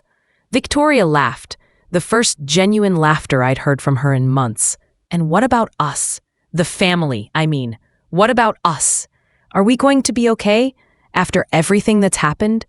I thought about the question seriously. Victoria and I would never be friends, but we didn't need to be enemies. Marcus had found his place in the company and the family. Claire was adjusting to widowhood with grace and dignity. We were all learning to navigate relationships that had been defined by Dad's presence and now had to exist without it. We're going to be fine, I said. Different than before, but fine. I hope so. I really do hope so. After we hung up, I sat in my apartment looking out at the city lights and thinking about everything that had changed since that September afternoon when I'd found Dad's new will. I'd spent 6 months preparing for revenge that had turned into something more complicated and more satisfying than simple justice. I'd gotten my company back, but I'd also gotten something I hadn't expected, a partner who understood what the company meant and was committed to preserving it. Marcus wasn't the same person who walked into Hamilton's office, expecting to inherit a business he could reshape in his own image. He'd become someone who understood that some things were worth preserving unchanged.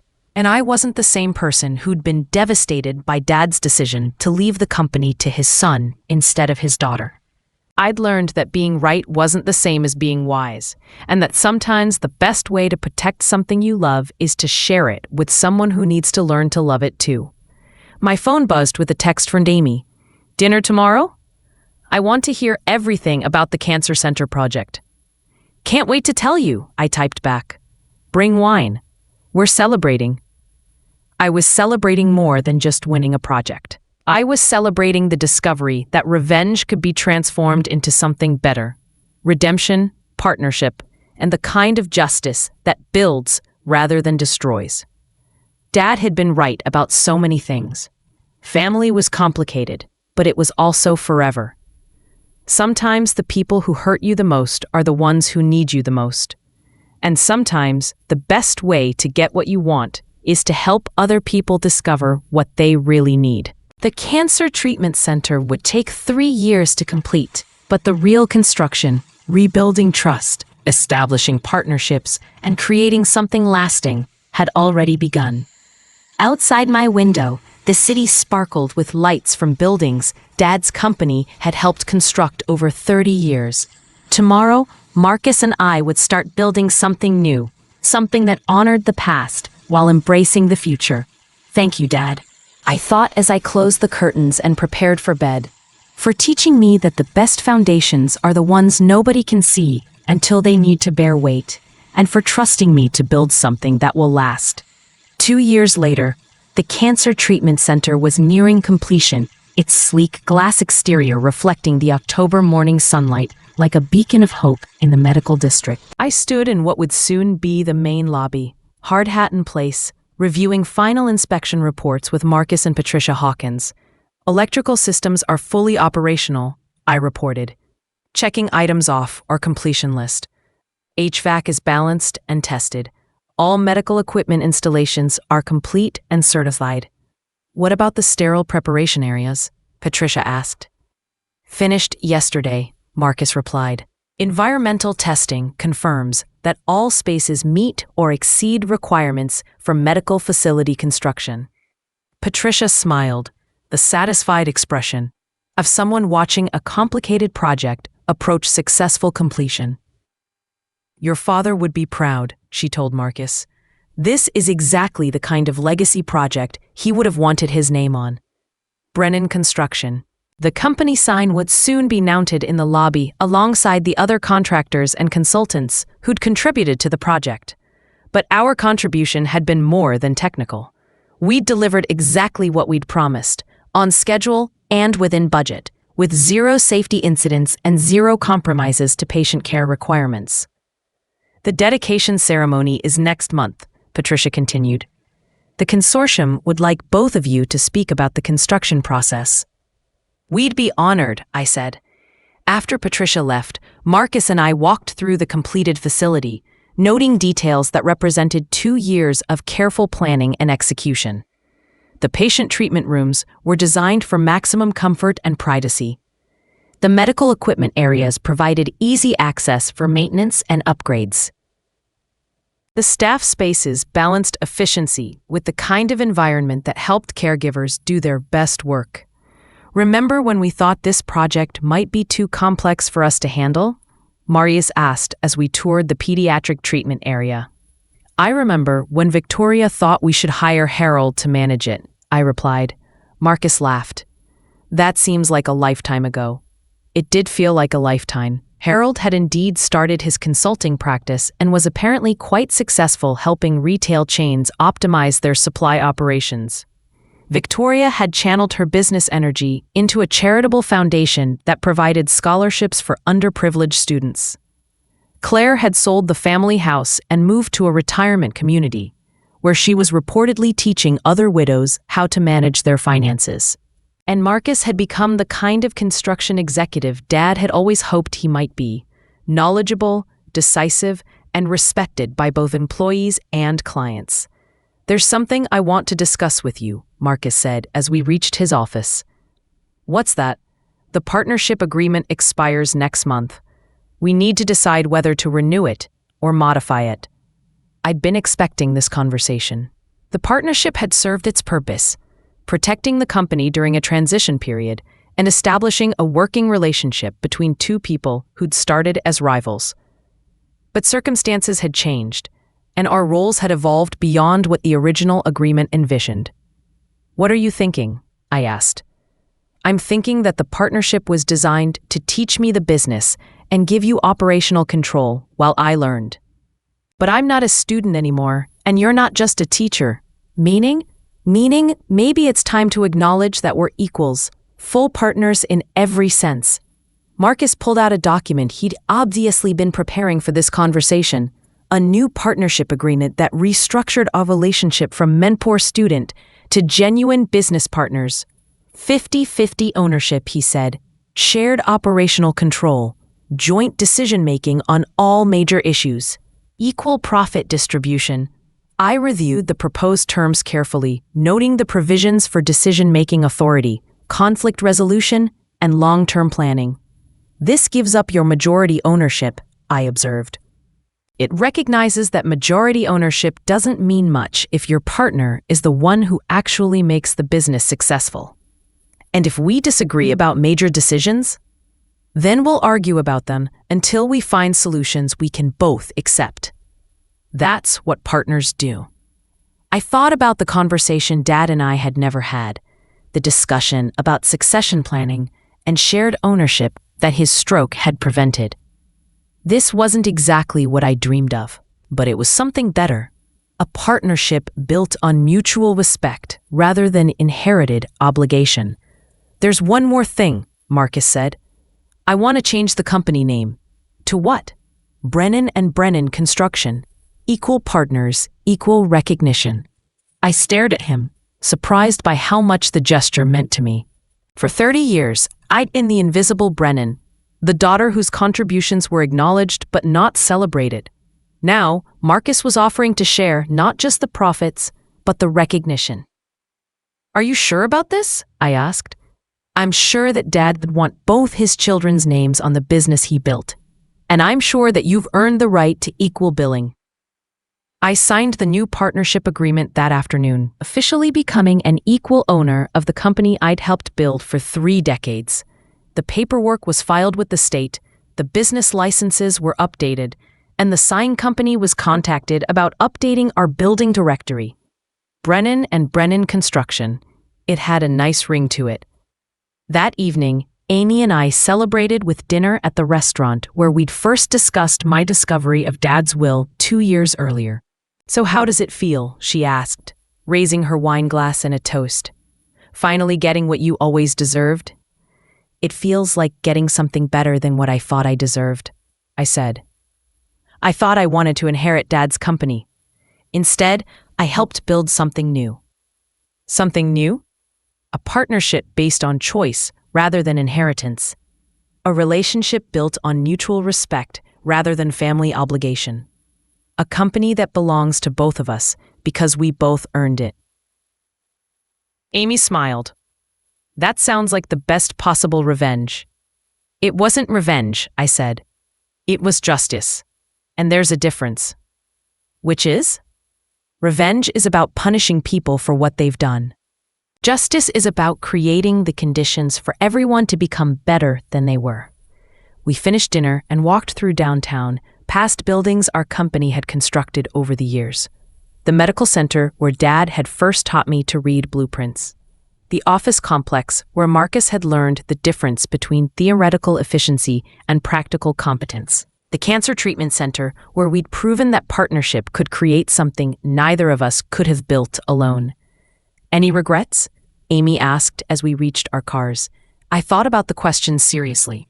Regrets about the months of uncertainty and conflict, about the family relationships that had been strained and rebuilt, about the circuitous path that had led from devastation to partnership? None, I said finally. Everything happened exactly the way it needed to happen.